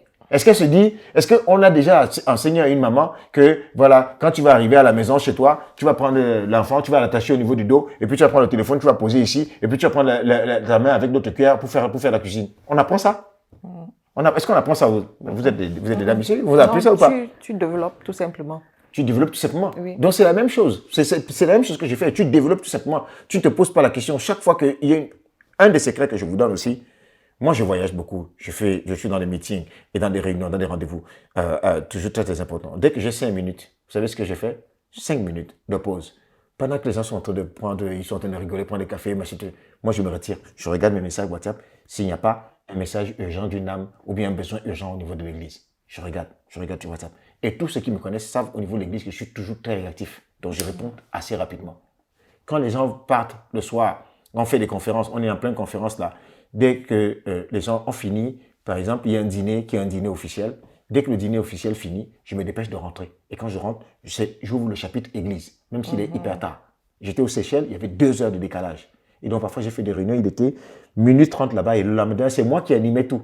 Mais il fallait quand même que je réussisse à trouver le moyen de me connecter aux réunions, donner des instructions, conduire ci, conduire. Pourquoi? Parce que je ne viens pas me dire, ah, je suis fatigué maintenant, demain je vais encore retourner. Je fais d'abord, et puis ensuite, Dieu, si je dors 4 heures après avoir fait le travail de Dieu, il va me requinquer. C'est lui qui me requinque. Si je choisis maintenant, je dis, Dieu, tu vois là, j'ai eu une longue journée, toi-même tu sais qu'il faut que je dorme. Donc je prends le téléphone, je laisse toutes les affaires de Dieu, je ne regarde même pas les messages urgents, je dors, il y a des âmes qui crient, il y a des âmes qui t'appellent. Il y a une âme qui m'a appelé pendant que j'étais là-bas, ah pasteur, j'ai fait un rêve, j'étais en train de mourir, etc. Qu'est-ce qu'il faut? Oui! Un conseil d'administration. Je vais donner une anecdote. J'étais à la porte d'un conseil d'administration un jour. Ok, il y avait le conseil d'administration devait commencer 10 minutes avant. Je reçois un appel. Un appel qui je ne reconnais pas le numéro de téléphone, mais je prends quand même. J'ai un conseil d'administration. Tout le monde est déjà en train d'attendre quasiment. À moins de 10 minutes, je reçois l'appel. Je décroche. Et j'entends une voix comme quelqu'un qui parle, comme si elle était en train d'être étranglée. Donc sa voix ne sortait pas. Elle essayait de parler, sa voix ne sortait pas. Je comprends tout de suite que c'est une âme qui m'a appelé parce qu'elle est certainement en train de passer par une situation d'oppression démoniaque. Et du coup, dès que j'ai compris que c'est une situation d'oppression démoniaque, j'ai pris autorité. J'ai dit, toi, esprit qui est en train de l'étrangler, au nom de Jésus, je ne sais pas qui est cette âme-là, je commande, maintenant tu lâches plus sa vie. Ah! Elle dit, ah, amen. Elle dit, ah, papa, merci de ce que tu as décroché le téléphone. Vous vous rendez compte? Elle dit, merci de ce que tu as décroché le téléphone. En 3 minutes de délivrance au téléphone. 3 minutes de délivrance par téléphone, à quelques minutes pour entrer dans un conseil d'administration. Quelqu'un d'autre. Ah, je suis en train d'aller dans un conseil d'administration, je ferme tous mes téléphones, maintenant c'est toi. Mon frère, si Dieu a permis, parce que pourquoi est-ce qu'elle n'a pas appelé 10 minutes après, quand ma réunion de conseil d'administration avait commencé? Elle a appelé 10 minutes avant. Ça veut dire que, ça c'est un système de pensée, hein, ça c'est ma manière de penser. Ça veut dire que le Seigneur a vu qu'il a regardé dans le ciel, il a regardé, il a dit, parce qu'il pourrait appeler quelqu'un d'autre. Mais le Seigneur a regardé que dans le laps de temps-là, il m'a donné la grâce. Il sait qu'il a déposé en moi, il allait déposer en moi une notion qui allait permettre qu'en 2 minutes, elle allait recevoir la délivrance et que ça n'allait pas gêner le début de ma réunion. Si le Seigneur l'a permis, pourquoi est-ce que moi je vais refuser? Vous voyez? Et tu fais ça, imagine-toi. Tu penses que quand je vais rentrer dans un conseil d'administration, là, il y a un administrateur dans le conseil qui va venir me coincer avec une question qui va être une question compliquée. Moi, j'ai dit, Seigneur, c'est toi-même qui va... Vous voyez? En tout cas, moi, ça me parle. Ça me parle. Il faut que je sache gérer mes messages. Alors, on va s'arrêter là. Ça a été une masterclass. Moi, j'ai envie de continuer, mais pour les besoins de temps, je pense qu'on va s'arrêter là. Et pour finir, en 30 secondes, quel est votre mot de fin? Chacun va prendre la parole et donner son mot de fin. On va commencer avec Serge. Son mot de fin. Ainsi, Josiane pourra finir, clôturer. C'est quoi, 30 secondes? 30 secondes. En tout cas, je vous encourage à suivre ce que Marie-Karine fait. Elle fait des choses très très bien. C'est pas qu'elle n'est pas arrivée. Elle n'est pas arrivée, loin de là. Mais en même temps qu'elle est en train de se construire, elle essaye aussi de pouvoir construire d'autres personnes. Ce sont des exemples qu'il faut suivre. La motivation, ce n'est pas l'argent. La motivation, ce sont les gens. Quand vous avez les gens pour motivation, l'argent va venir. Amen. Et si vous avez l'argent pour motivation, l'argent va fuir. Je reprends. Si vous avez les gens pour motivation, l'argent va venir avec vous. Amen. Si vous avez l'argent pour motivation, l'argent va vous fuir. Une fois que je vous dis ça, vous allez comprendre que Dieu a créé le monde et Dieu veut sauver l'humanité. Le cœur de Dieu bat pour le salut des âmes. Donc si vous faites le salut des âmes votre véritable motivation, vous allez comprendre pourquoi la Bible dit « Cherchez premièrement le royaume des cieux et sa justice, et toutes choses vous seront données par-dessus tout. » Que ce soit votre partage. J'espère que vous avez passé du bon temps. Et on est ensemble. God bless you. Peace. Amen. Alors, moi, ce que je dirais, c'est mettez Dieu à la fondation de tout ce que vous pouvez entreprendre. Moi, je vous ai partagé un verset tout à l'heure. Recommande tes œuvres à l'Éternel et tes projets réussiront. Mettre Dieu à la fondation. Parce qu'en fait, c'est sa présence qui sécurise ce que vous pouvez construire. Parce que tout ce que vous construisez, vous avez beau construire les plus beaux édifices, tout peut s'écrouler à tout moment, comme un château de cartes. Donc, mettre Dieu à la fondation et se laisser guider par le Saint-Esprit. Lui recommander toutes choses. Ne pas se confier dans votre propre force, mais se dire que tout vient de lui et tout lui recommander. Et je vous assure que ça va assurer la pérennité de vos entreprises. Amen. Je vous dis merci, Serge et Josiane. Serge a été très généreux. Il a vraiment donné des clés. Je pense que moi-même, je vais resuivre cette interview et prendre des notes. Je suis vraiment reconnaissante que vous ayez eu du temps parce que je sais que tu étais en voyage. C'était pas facile, mais finalement, Dieu a permis qu'on puisse se retrouver. Et vous qui avez suivi, je prie vraiment que le Saint-Esprit vous enseigne à travers tout ce qui a été dit ici. On a abordé plusieurs sujets. On a abordé le côté professionnel, le côté familial, l'éducation des enfants, le ministère. Et je pense que ce sont les domaines sur lesquels nous devons mettre beaucoup d'énergie à les développer. Et je prie que le Saint-Esprit nous aide vraiment à nous développer, à le servir et à être... ses pieds, ses mains sur cette terre et à faire la différence. Vraiment, que Dieu vous bénisse. C'était l'émission Héros par la foi et on se retrouve dans une autre édition. Au revoir.